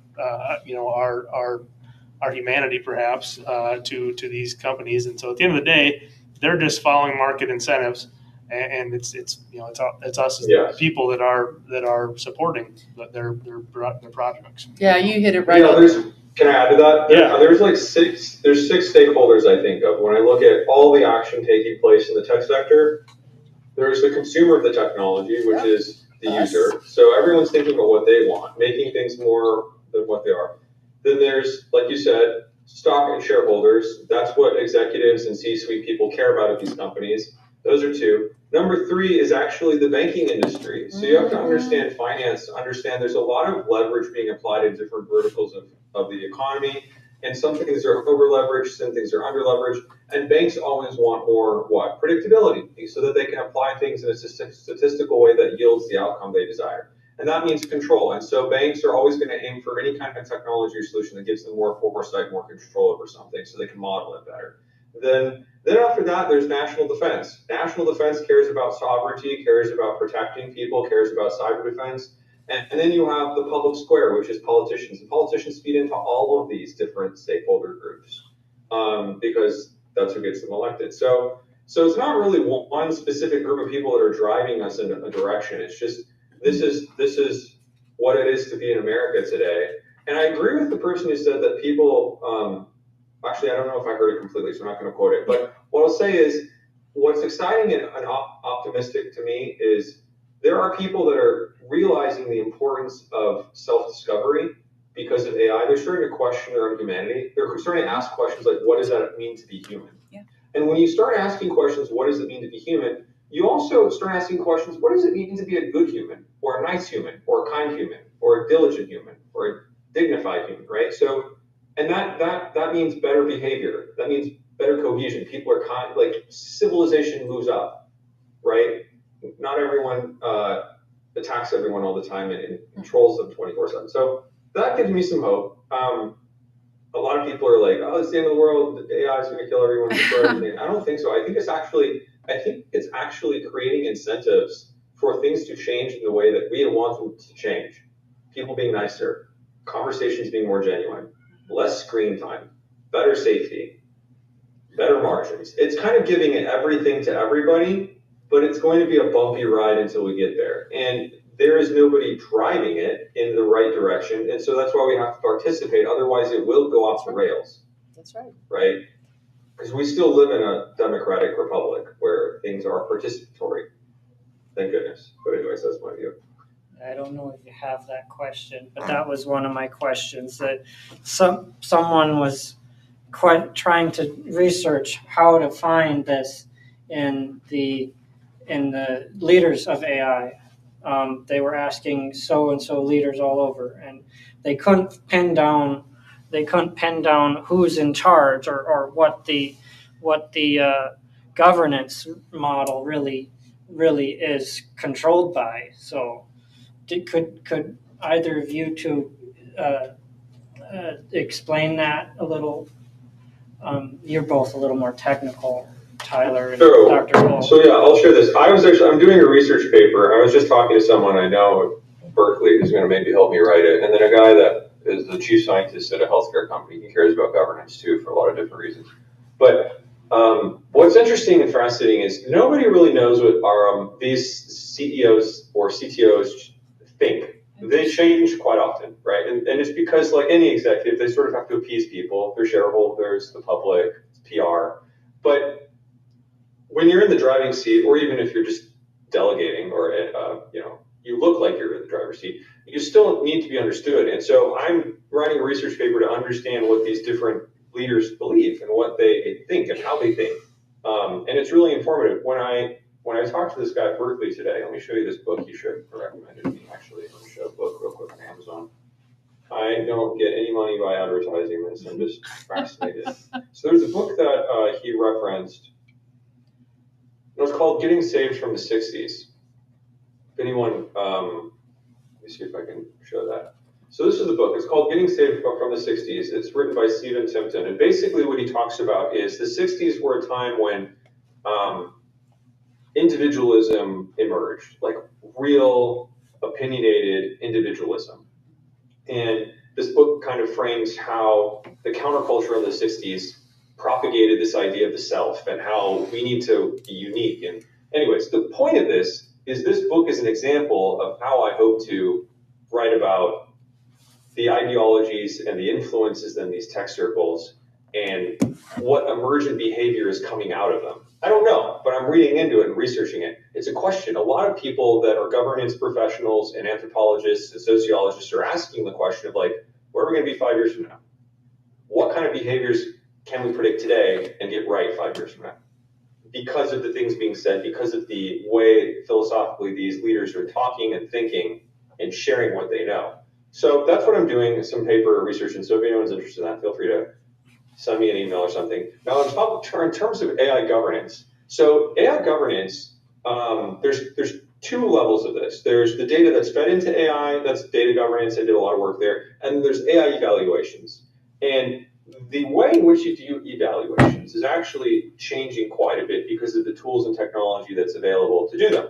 Some tools, example, like LangChain or Brain Trust, these are two software products that you can use to form evaluations of models and determine if they're coherent, if they're hallucinating, if their data is being modeled or weighted properly. And if you don't have good governance, as a project team, your project, your product you're building is not going to work. Now, if you don't have a good governance model as a company, you expose yourself to a lot of risk. You get sued, you make bad ethical decisions, you're not aware of what's going on, you have employees that aren't necessarily rogue, there's very high risk in the terms of they're willing to take lots of risks because they're very curious, they're curious Georges. But to a CFO or CRO, that might be a bad thing. And if you don't know who the curious Georges are, they can get you in trouble. So there's a level of mitigation you have to manage there. And then there's the national governance risk. And there is not really much work being done today in this space compared to Europe. And I'm actually happy about that because what's happening in Europe is an overregulation where you're stamping out any ability for anyone to do anything. The amount of development that's happened in Europe in the last 10 years compared to the United States is nothing.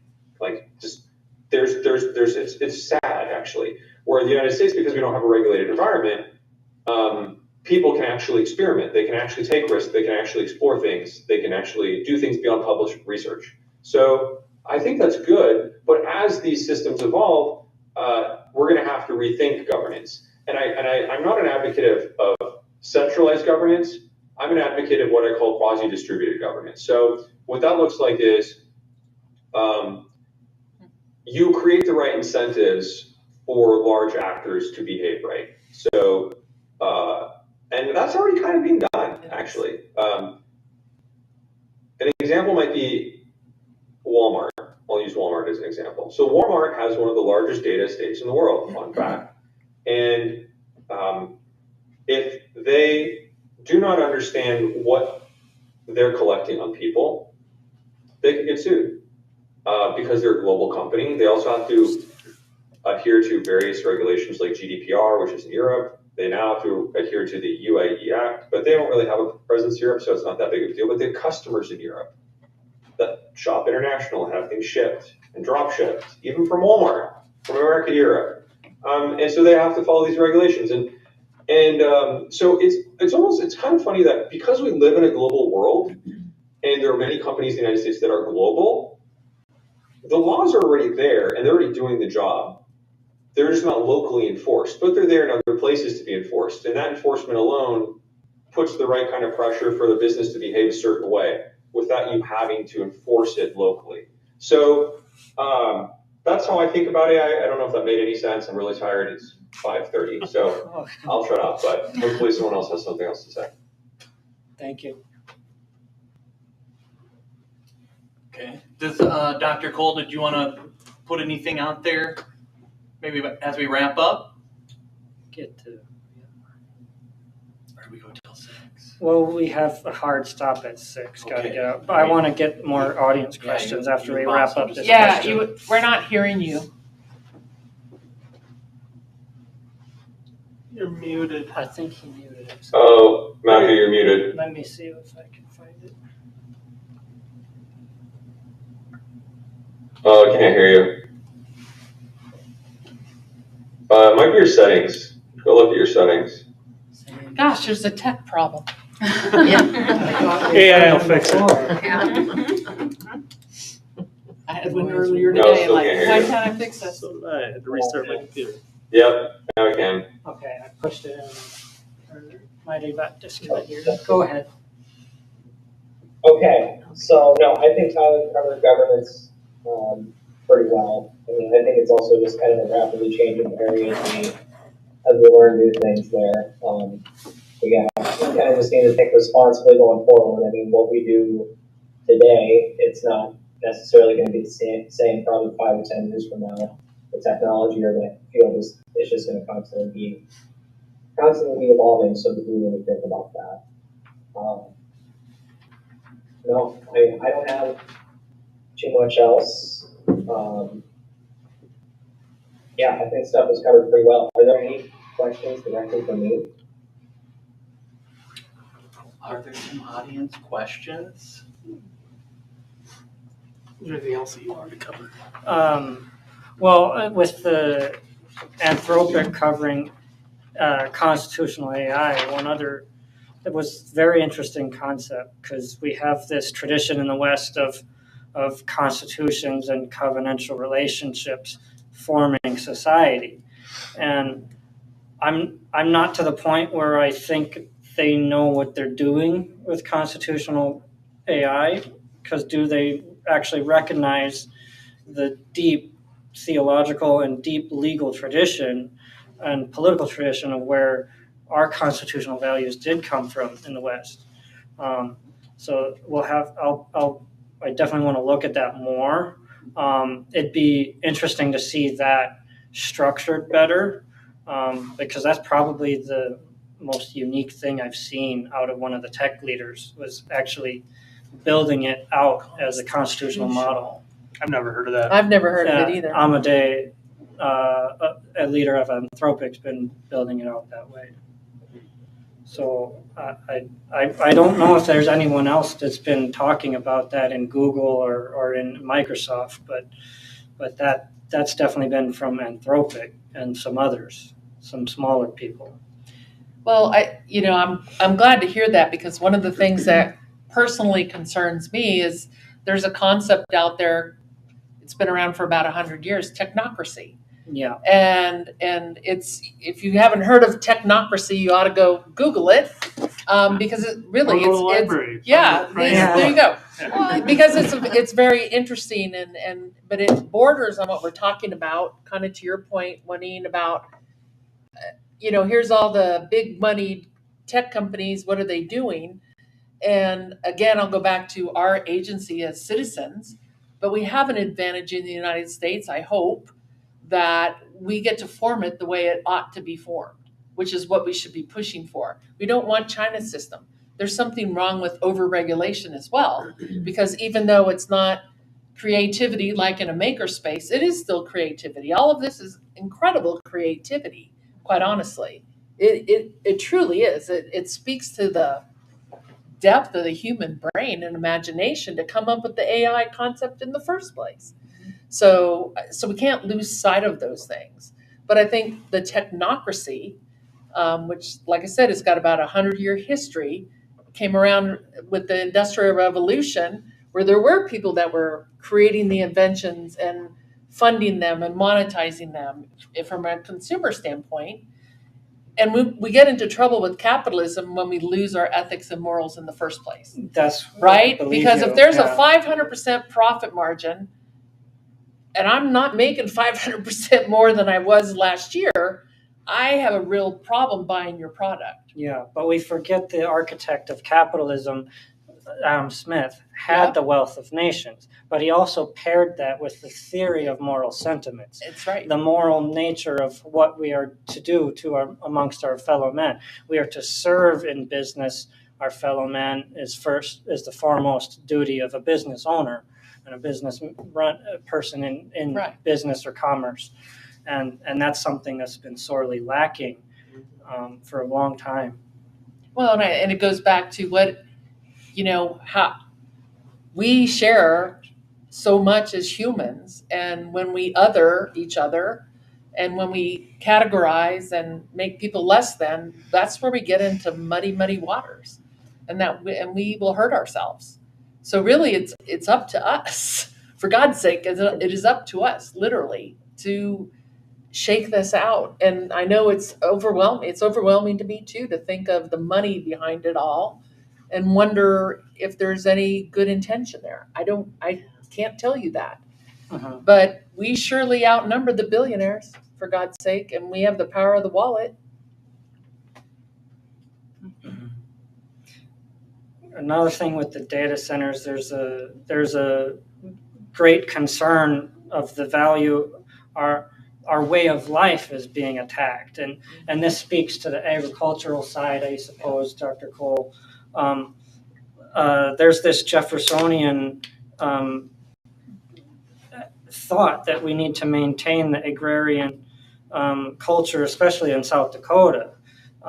We're very much built in agriculture. I'm more build to the future and with caution personally. So I'm excited about data centers if it can fit the community's needs and the community can get to a consensus on it. But how do we balance agrarian and agricultural interests with this the danger of there was a conversation with John Lennox. He's a very gifted mathematician and theologian of sorts. He was talking about there's almost a Luddite attitude of like, are we going to see another Amish breakaway in like the different churches or religions? Like they just want to disconnect because they don't feel like they have any agency. I know we talked about agency already, but not touched on the agrarian, maintaining our culture and way of life. How do you see it from the farmers and the researchers in the field?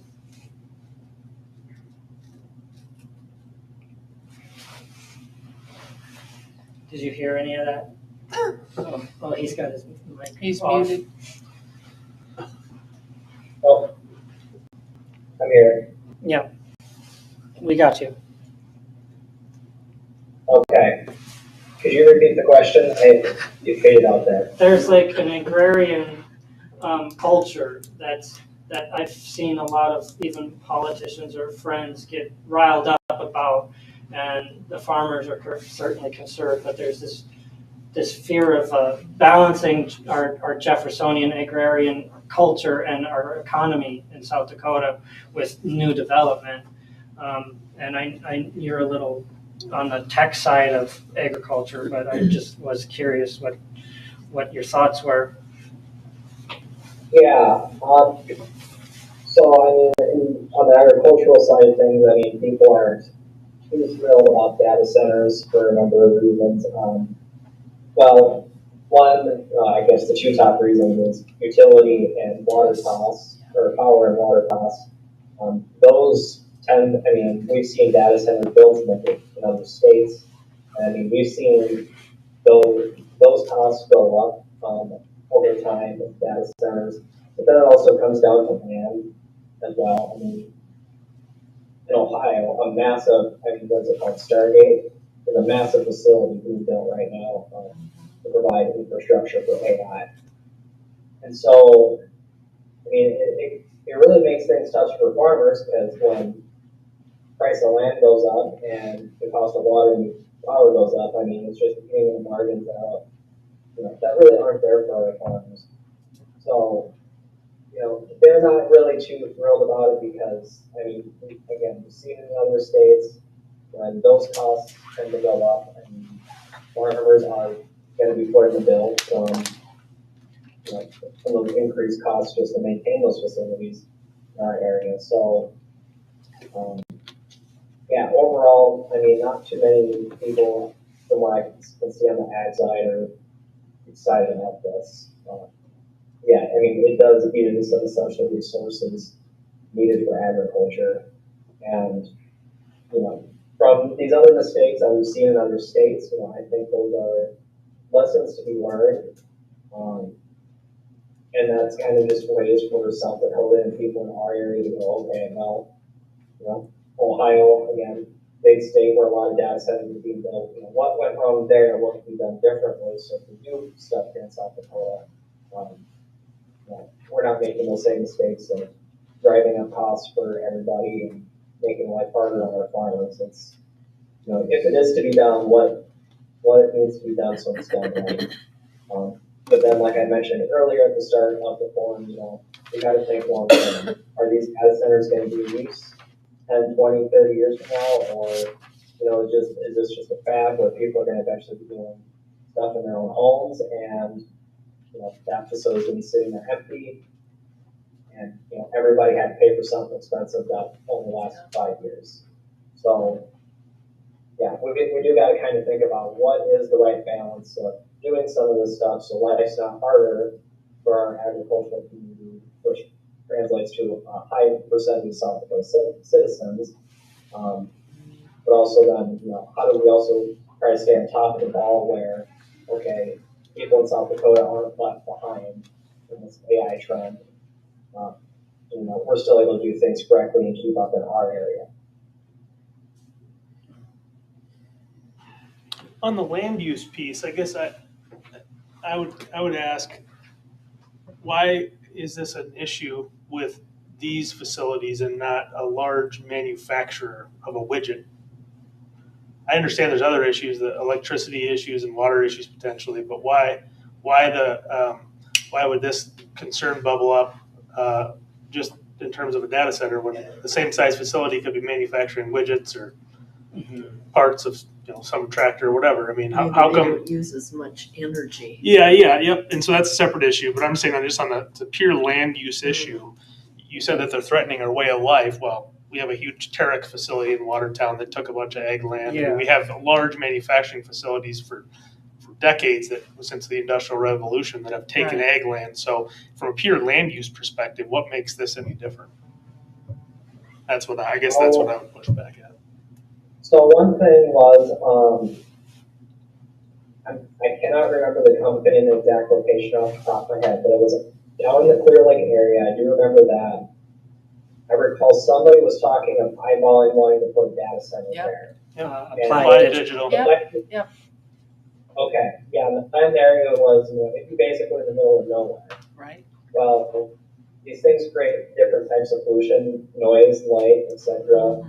And putting that in the middle of a dark countryside, I mean, I don't think not all farmers want a moment. I mean, I know farmers have to put up with a lot of noise, but putting up with the data center in the middle is another point that I was trying to think about too is, I mean, it should affect land prices as well. I mean, these companies they'll pay about any amount of money to put up to put up a data center. And again, we've seen stories of other states, they would offer massive checks to certain landowners so they could buy them out and use it. So price of land, I think, is something that does need to be considered too, because I'm going off on a tangent here because housing is a whole other separate issue. I guess I don't disagree with that, but then on the same train of argument, you could say that we should, you know, start regulating the Hutterites because they'll pay any price for land.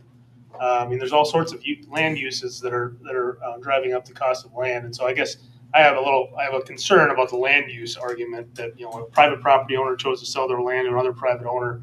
I have a concern, but the energy and water piece, I would comment on. It's huge, but it's also not site specific. And so when I say that, I mean, if we say we're not going to have them in our neighborhood, your electricity prices are going up anyway if it's down the street. And so it's in Minnesota, we're all on the same grid. Right. And so if our electricity prices are going up, we say not in our neighborhood, they're going to go up anyway. And so where I come from on that issue is perhaps we should say, okay, if these two issues, the water use issue, I think has been, with modern technology, has now been largely remediated. The electricity piece is not. It is causing an increase in electricity, but it's also going to cause electricity increases if it's in Minnesota or North Dakota or Nebraska. Right. We're not going to get the property tax benefit in South Dakota. So that is the biggest thing, because we don't generate our own power here. We get it from other places for the most part. Right. So that is a huge issue, and that's an economic issue in the deal of it all. Mhm. And the other piece about what's interesting about AI and technology, it's starting to kind of come to me, and some commentators are talking about it now. Historically, technology companies, specifically the ones that are heavy into AI now, were very capital light companies. You know, they had to have data farms, traditional data farms, et cetera, but not to this extent. Now, you know, these data centers are costing. I mean, I think OpenAI is going to invest $700 billion over the next 4 years in new data centers, which ultimately means their products are going to be more expensive. And so it's also the interesting tension here with historically technology was this low cost provider that you could start to whittle down your workforce because you could technologize things. But now there's going to be a real question of, okay, AI can maybe do this pretty effectively, but I also have to pay basically just as much to this AI company as I would pay an employee. So now there's going to be a real cost benefit analysis that's going to be not very far off in terms of cost to say, maybe I'd rather have a person running that, you know, maybe using an AI, but not completely replacing that person. So I think that's going to become a bigger and bigger part of the discussion of the cost of compute is going to get passed on to businesses and individuals that need it, more so than it has in the past because of the massive investments that are needed. I do think the employment is an issue with downsizing of tech companies, of all kinds of companies that are, Ed Jones talked about cutting 10% of their workforce because they didn't need people to do that accounting, those number crunching things. They promised that they would give them training so that they could go on and find another job. That was their commitment to them. That's not everybody's commitment. So I think we're looking at, on the human side, some additional important things to consider as side effects of impacts of this change. And any change causes that. But I think I grew up thinking, not grew up, but it used to be, well, get a tech job. And it's like, whoa, baby. 8,000 are gone, 10% gone from Facebook or whomever it was this week. So we're looking at all kinds of changes that are going to be dynamic for humans. But I think there's unintended consequences. So you were talking about ag land. Our ag land is going to change forever on the Hill. There's a whole square mile that'll never be ag land again. And we're very aware of that. So there's unintended consequences there. It's, you know, and I think that's where the human discernment comes into all of this. And our voice is being heard, but we can't be silent either. You know, that's our part in this. Being a human is a cooperative effort. So, you know. So just to kind of play devil's advocate a little bit on this. So yes, okay. I will preface this by saying I am not originally from South Dakota. I grew up in the Chicago area. I lived in Michigan. Most of my formative years were in the Chicago area. Moving here, I can tell you that there is a very specific mindset that I have not encountered in any of the other places that I have lived or experienced. And while, yes, it is obviously very, very important to protect ag land and things like that because it's necessary. Those are things that we need, and it is what we have here in South Dakota as a main resource. But the more that we say, no, we're not doing that because it will take this away, the more that we're going to become that, like you mentioned earlier, the society that draws away from the progress. We're going to become, it's going to be like South Dakota's going to say, nope, we're not taking that because it's progress, or because that progress is going to cause this issue. When you think about throughout history, the Industrial Revolution, things like that, unfortunately, yes, we do see peaks and valleys of employment, of technological advancement, of, what do we do now? But that is again playing back into the what makes us human is what do we do now? Okay, let's figure it out. We can't say that we want to invest in the future of South Dakota. One of the things I hear from people all the time is, I don't understand why people don't stay. People leave. The young kids are leaving. They're going to different places. Well, guess what? They're going to different places because there's more opportunities for them in other places. Not all young people in South Dakota want to become farmers, and land is already owned by farming families. And so that's not something that's even an option for a lot of them. You're right. So even if they want to be farmers, South Dakota doesn't always offer that ability because it's, like I said, the land's already owned, it's already farmed, it's been in this family for generations. All of those things, those are wonderful things, but they're not the things that are going to keep people here or increase the number of young people who return after college.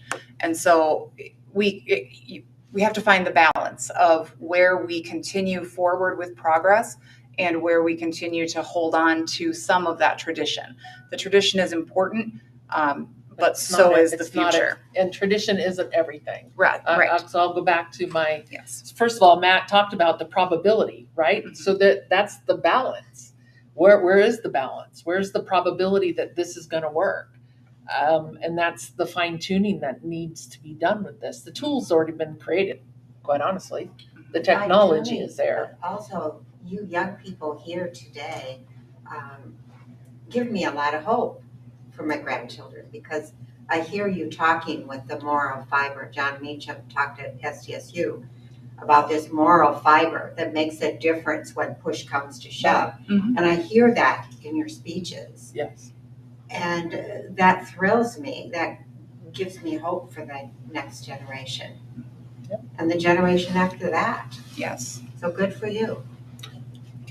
I was gonna say just a couple of notes I had on the jobs that I've kind of observed, and one, which I think will be interesting how this progresses. But historically, over the last 20 years, the ticket to a middle class lifestyle in this country was, or not 20 years, 50 years, let's say, was to go to college, get a white collar job, move up in the ranks, retire, etc. Well, now, if AI is going to start to replace some of these functions that white collar workers are doing, we're going to be a huge beneficiary here at Lake Erie Tech, right? Because it's going to be people, the young kids are going to go, I need something to do with my hands. I need something that's not going away. I mean, I drive around town all the time and I see things that, like, AI is not taking that away. That's that house right. being built, AI is not taking that away. That road being constructed, AI is not taking that away. And so I think there's going to be an interesting turn, I don't know what the word is, but turnover in the workforce in terms of this fresh look at blue collar work, ag work, if you can get it, if you can buy land, et cetera. But because the white collar opportunities are going to slowly deplete. I mean, they're still going to be there, of course, but I think they're going to, as a share, they'll probably deplete. And the other thing I was going to mention was, we look at history in terms of like the Industrial Revolution, the Internet era. There's bound to be job displacement in this revolution too. We sit here today, a post-industrial revolution, post-internet, the internet era, and we're still at 4 to 5% unemployment, which is essentially full employment. And so, I choose to be an optimist that yes, there's going to be some displacement. Yes, there's going to be some required government, nonprofit programs to retrain people, et cetera, but that we'll get through this, keep our agency over this new technology and make it, useful to us, not users of us.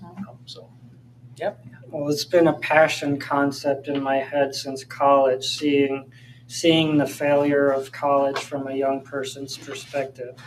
I do say, for my mother, I respect the time that I had there. It was beneficial. I've pushed her buttons a little bit on that, but I had this concept that we need to have, like the tech school, LATC needs to do more than the trades. They need to have apprenticeships for the white collar jobs. That could be an alternative for the education model to keep the pipeline alive for white collar doctors, engineers, lawyers, that kind of stuff. And we just haven't seen that since the founding of the country.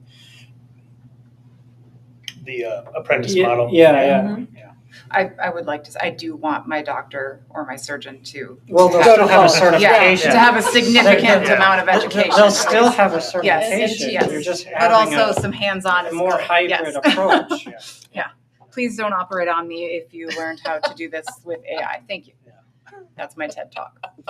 But if there's any more questions from the audience, we should get those before we get out. Was this beneficial for you all? Very much. Yeah, very interesting. Very much. It was very quiet, but very much. You talked about your pastor not wanting to talk about AI because they didn't feel qualified. Well, We're all up here Right. not qualified. I couldn't get a Protestant to show up. It's tougher than the Protestants showing up to get it than the lawyer showing up. just like AI, you just Except for my friend Tyler and I. I mean, I'm a Protestant. Oh, you? Yes. Yeah. Okay, something I'm kind of curious about. Like KT, you use AI in your writing as a tool, Yes. not to write the book, Correct. but as a tool. Yes. But has AI progressed to the point that, say, you're trying to use it to write a book or a paper or something, and it comes back and says, can it come back to you and say, now look, somebody else over here did almost exactly the same thing, you need to stop and turn around. I think an incorrect plagiarism, is that what you're saying? Well, Yeah. or There are there are AIs that are built to do that. There are AI. I mean, just as an example for this specific question, I have a story that I'm working on that is actually very much a futuristic. What would happen if we go a little too far? But it has the human control over the AI as part of it.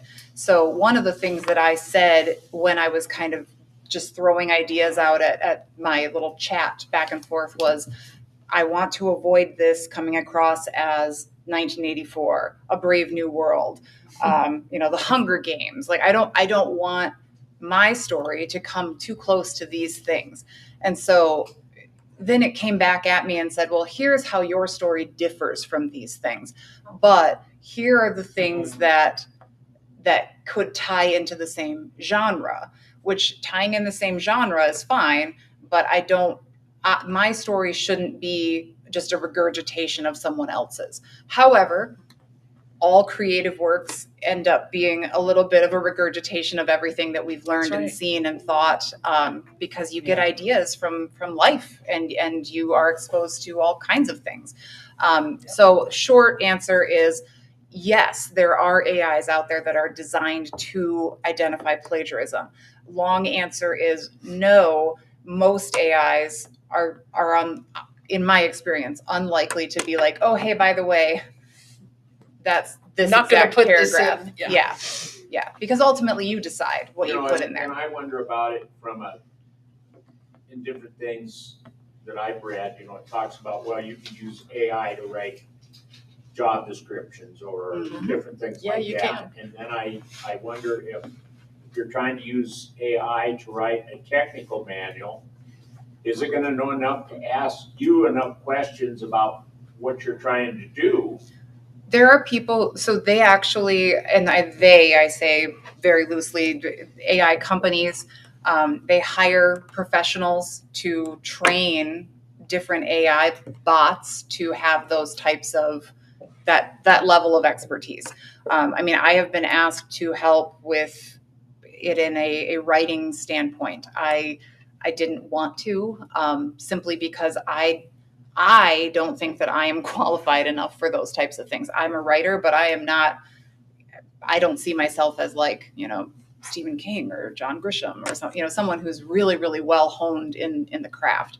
And so I don't know that I'm the right person for it. Not yet. Right, sure, not You yet. get there.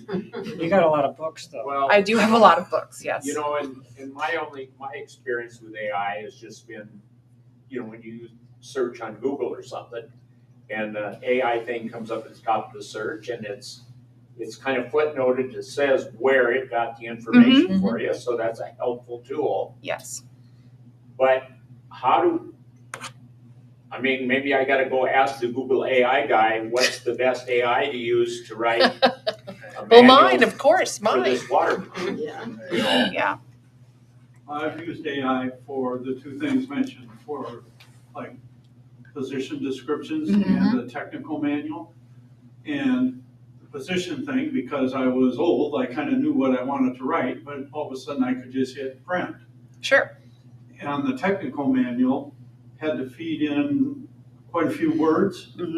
And what would have taken me, I'm just going to guess, let's say it would have taken me 10 hours, took me 3 hours. Yep.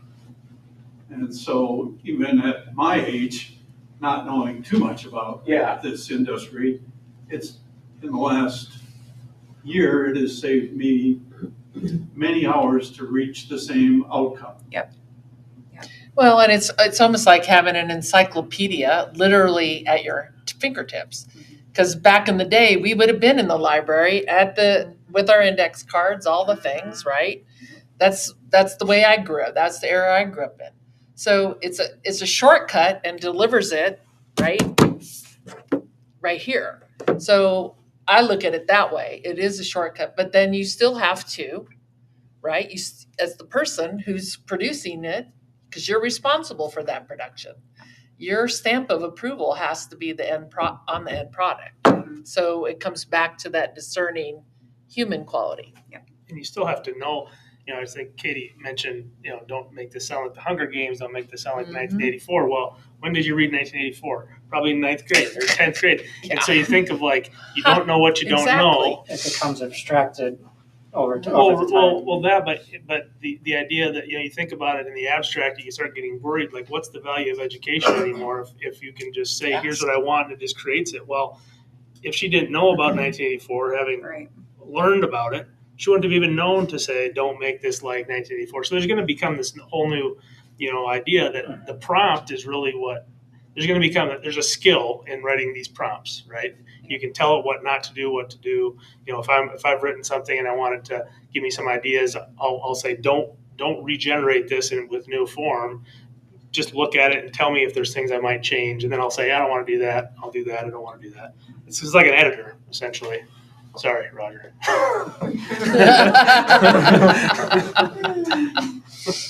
See, my point on that is, if you're going to do all that, why not just do the work yourself? Right. I can tell it to do it and then make sure it did it right, or I can just do it myself. Right. Which I've been doing for 50 years. So. Right. Yep. I don't even know why I'm here. Coming from a technical background, the reason I'd have it do it is because it can cut my time by 70%. Yeah. I work by the hours.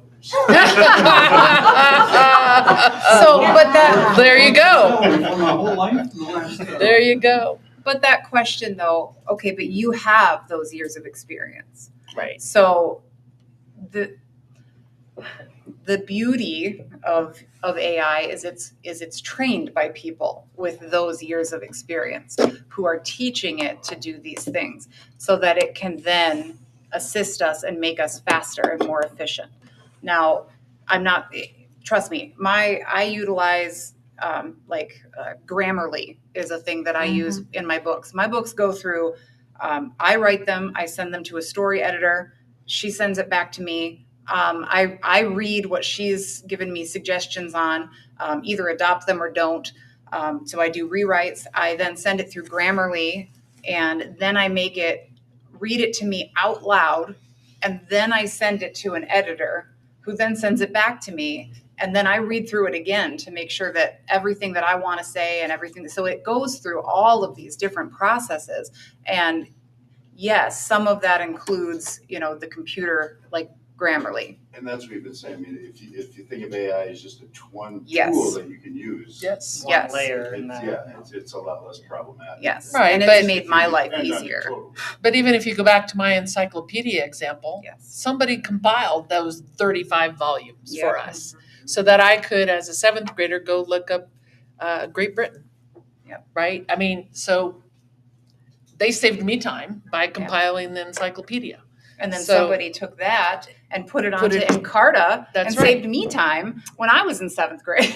Yeah, so I had EBSCO hosts. there you go. And we didn't talk about it, you mentioned it right at the beginning, but just in terms of, the lawyers, the state bar having policies, just kind of in this whole topic where it's a tool, there's still a human at the end. Yeah. There's still, with the law, for example, lawyers, they're You some put your lawyers name on the some line. lawyers are adopting it fast, some lawyers are slow to adopt, just like any other technology. But at the end of the day, their name's on the line, their license is on the line. As an author, your reputation's on the line. Yeah. And so you can use a tool to make it perhaps a little bit quicker for you. But at the end of the day, a human is still taking ownership of whatever they're putting out. Do you have any closing statements, Tyler and Dr. Cole? You have 10 seconds.